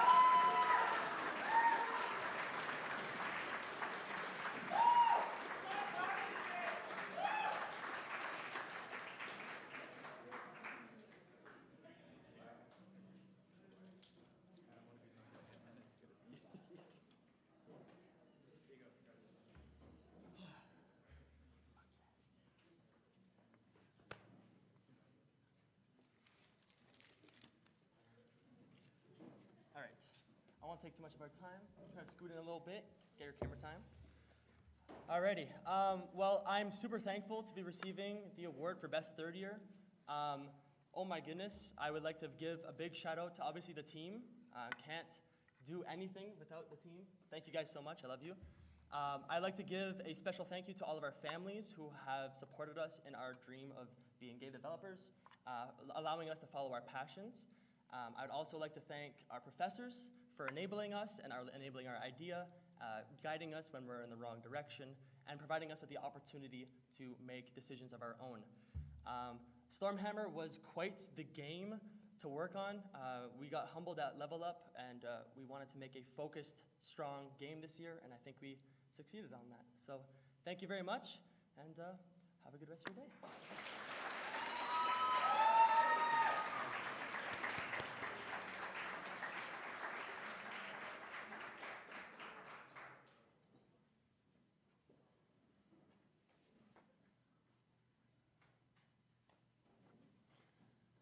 I'm teleporting again. Whoa, where'd you come from? Whoa, this is crazy. So, those were some great games. Starhammer was really cool. I was there, we were there during our game hardware class last semester where they like started this whole prototype of the hammer design. And it was really cool to see the development of it with all of its different like actions that you can do and all that jazz. Yeah. I mean, I remember playing it there, and even then, at this early stages of the project, early stages of the hammer, I had so much fun just hitting it and doing all the different interactions. It was a lot of fun. So great work to that team, and congratulations for winning this award. And so, moving on, now we'll be presenting the Best Design Award, which will be presented by Megan Adams, Professor Megan Adams.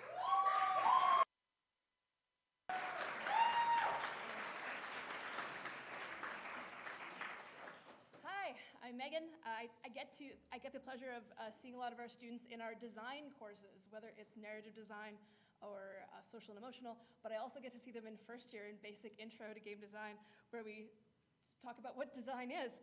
And they will know what I'm about to say mostly, because the Best Design Award recognizes intentionality and the evidence of a particular design philosophy in the product submitted to GameCon.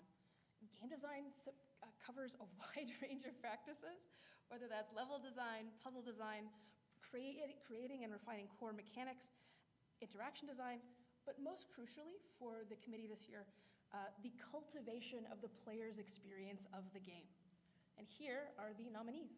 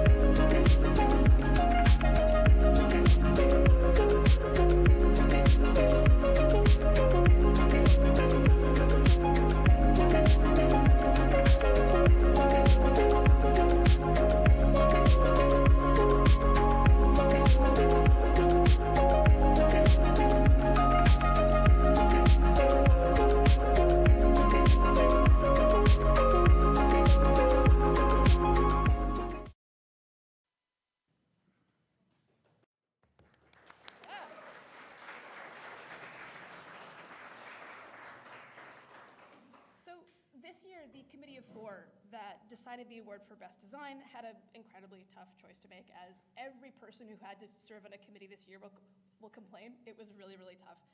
Every nominee excelled in different areas of game design, with some nominees having fantastic puzzle design, level design, amazing core mechanics, or really great execution of those mechanics. And so ultimately, we gave the award to a game that we felt embodied Tracy Fullerton's argument that the game designer is first and foremost an advocate for the player.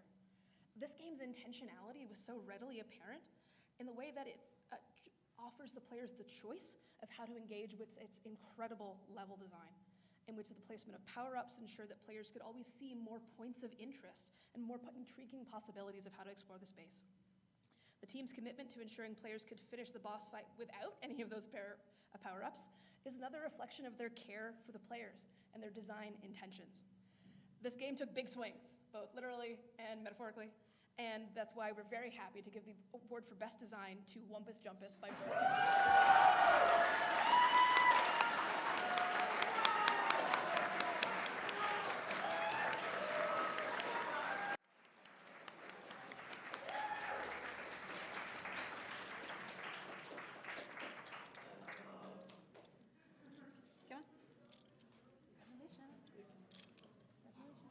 And don't forget the really cool looking award.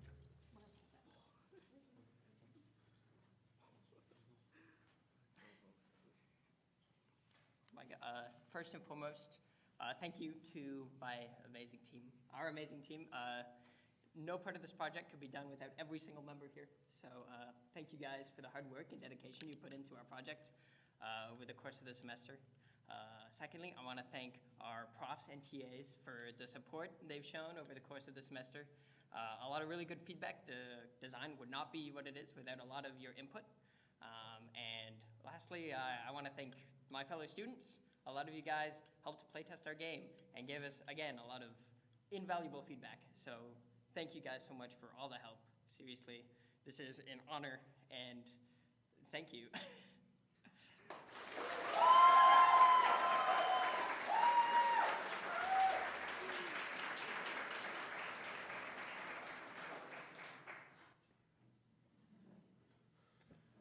Ooh.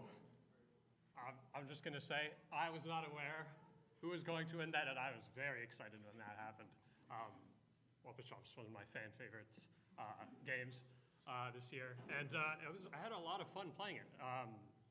It was really awesome when I saw the early processes of it, going around, and you go to a point and you're like, okay, where do I go from here? You look around and you're like, oh, there's a path that goes up there, maybe I can go up there. Oh, I have a grapple hook, maybe I can take this and go that way, and so many different ways that you can play this game and access the world. Yeah, that game, I loved it ever since the start till now. It's been one of my favorites for GameCon this whole year, so I'm really glad that they got recognized for their amazing and hard work. But without further ado, we have our final award of the night, and then we'll have a little bit of a closing remark. You always got to close out these things with a bang. So without delaying us any longer, I'll pass it off to Marcus Vine to give out Best Fourth Year.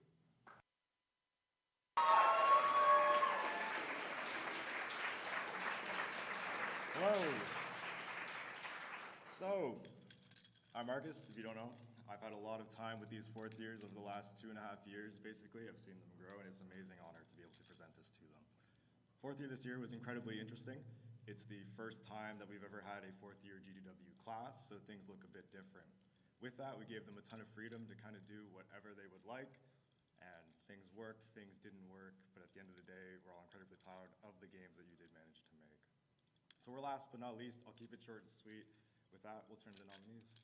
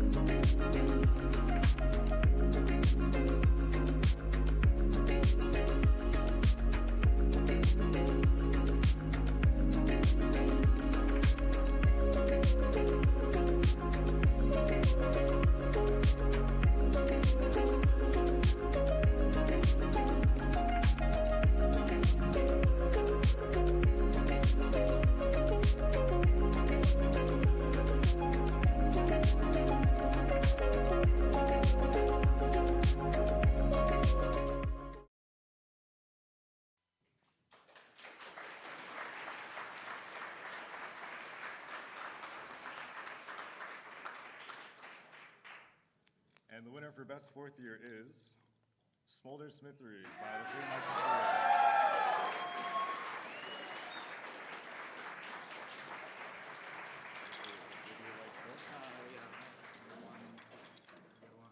Thank you. Are you speaking or am I? I love you too. Oh, no, you guys can. All right, I guess I'm taking it. Take it away, Mr. President. Oh, I left this here. Oh, no, that's yours. There you go. I thought that was mine. Awesome. Yeah, bring it in. You're not in frame yet. There we go. Oh. Yeah, the camera's right there, so you gotta look there. Yeah. Wow. Thank you. I did not know this was happening. Internally, the fourth years were not aware of the selection. Literally up until this day, things were still being talked about. It was really hard for the committee. I don't actually know. That's just what it seemed like. They were spending a lot of time thinking about it. So a huge shout out to all the other fourth year games. A huge shout out to the team. Like the work that was put in these past 2 months has been nothing short of like self-sacrificing. The amount of all-nighters that Mikey put in was a bit unreal. So I'm really happy to see that the work was commended like this, I guess. That's it for me. Thank you.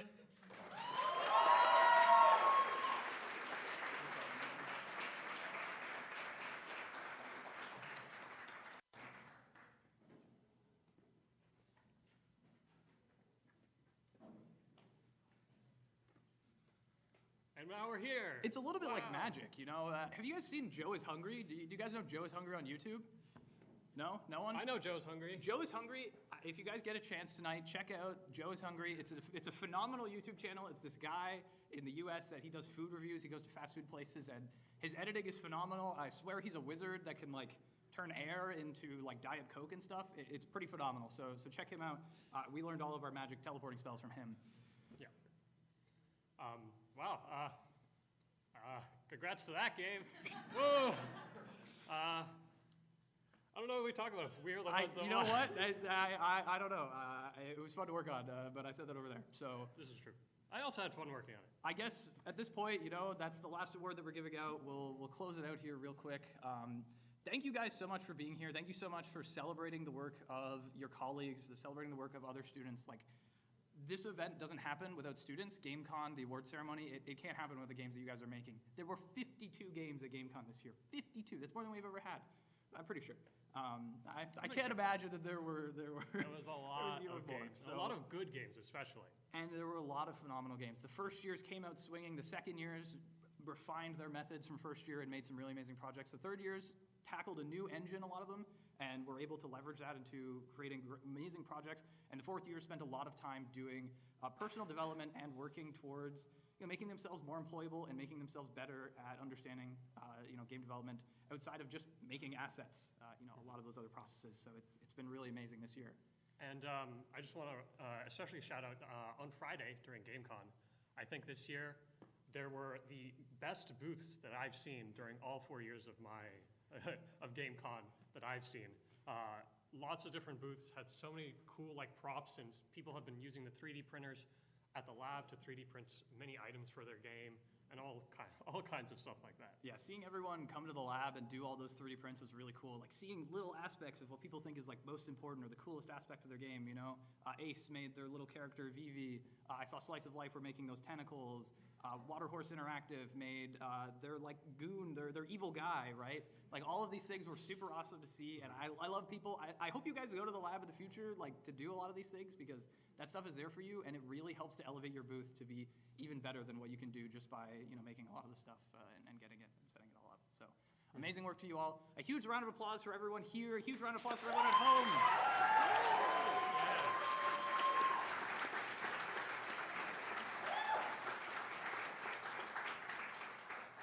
And with that, I got one final thing, but I feel a little bit disingenuous doing it from here, so I'm gonna run over there again because I haven't gotten enough steps in.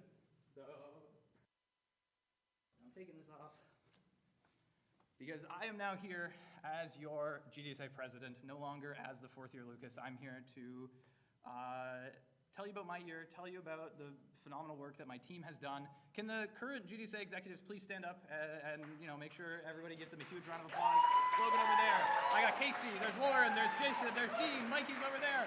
The other executives couldn't be here, Adam and Richard. But this team has made this year the best it could possibly be. GameCon would not have run without them. This event would not have run without them. And I'm proud to be their president, I guess, at least for this year. You know, they're looking to do one next year. They had an old one last year, but sorry, I'm you know, not emotional, but I'm a little emotional. You know, it's like it's the end of my time here. I'll be back. I'm doing graduate studies, so you guys aren't getting rid of me that soon. You know, I'll be here for another little while. Maybe I'll TA some of you. I don't know. But really, it's been phenomenal, helping you all out in the lab, helping you all out on your projects, coming to the GDW reviews, coming to playtest sessions, and really seeing the amazing projects you guys have been making, and helping to not necessarily sculpt those games, because that's too heavy-handed of a word, but helping to provide feedback and really impart maybe a little bit of the wisdom that I have onto all of you. And I hope that you take that into the future, and I hope that you give it back to the future students. I hope that you are able to, when you're in your 4th year, help out some of the first years and give them a lot of that great feedback and really build this community to be as strong as it can. So I'll give, again, huge shout out to all of you guys for that.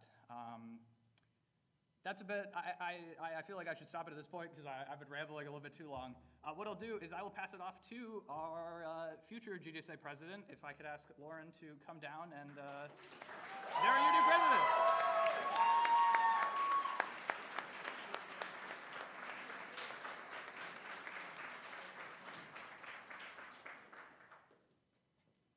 Okay, I do have something prepared, but it is not memorized because it has been a hectic weekend.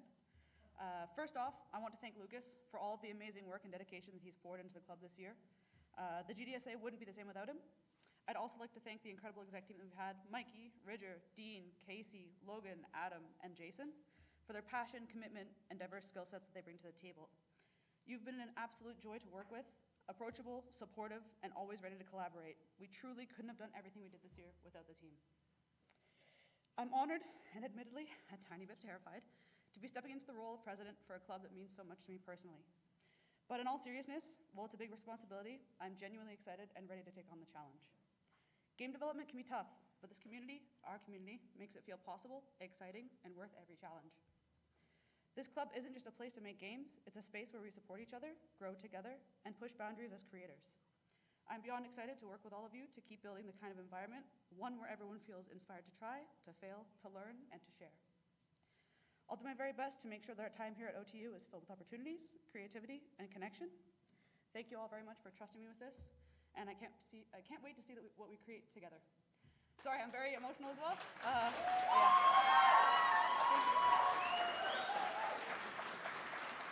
And we'll pass it back off to Lucas.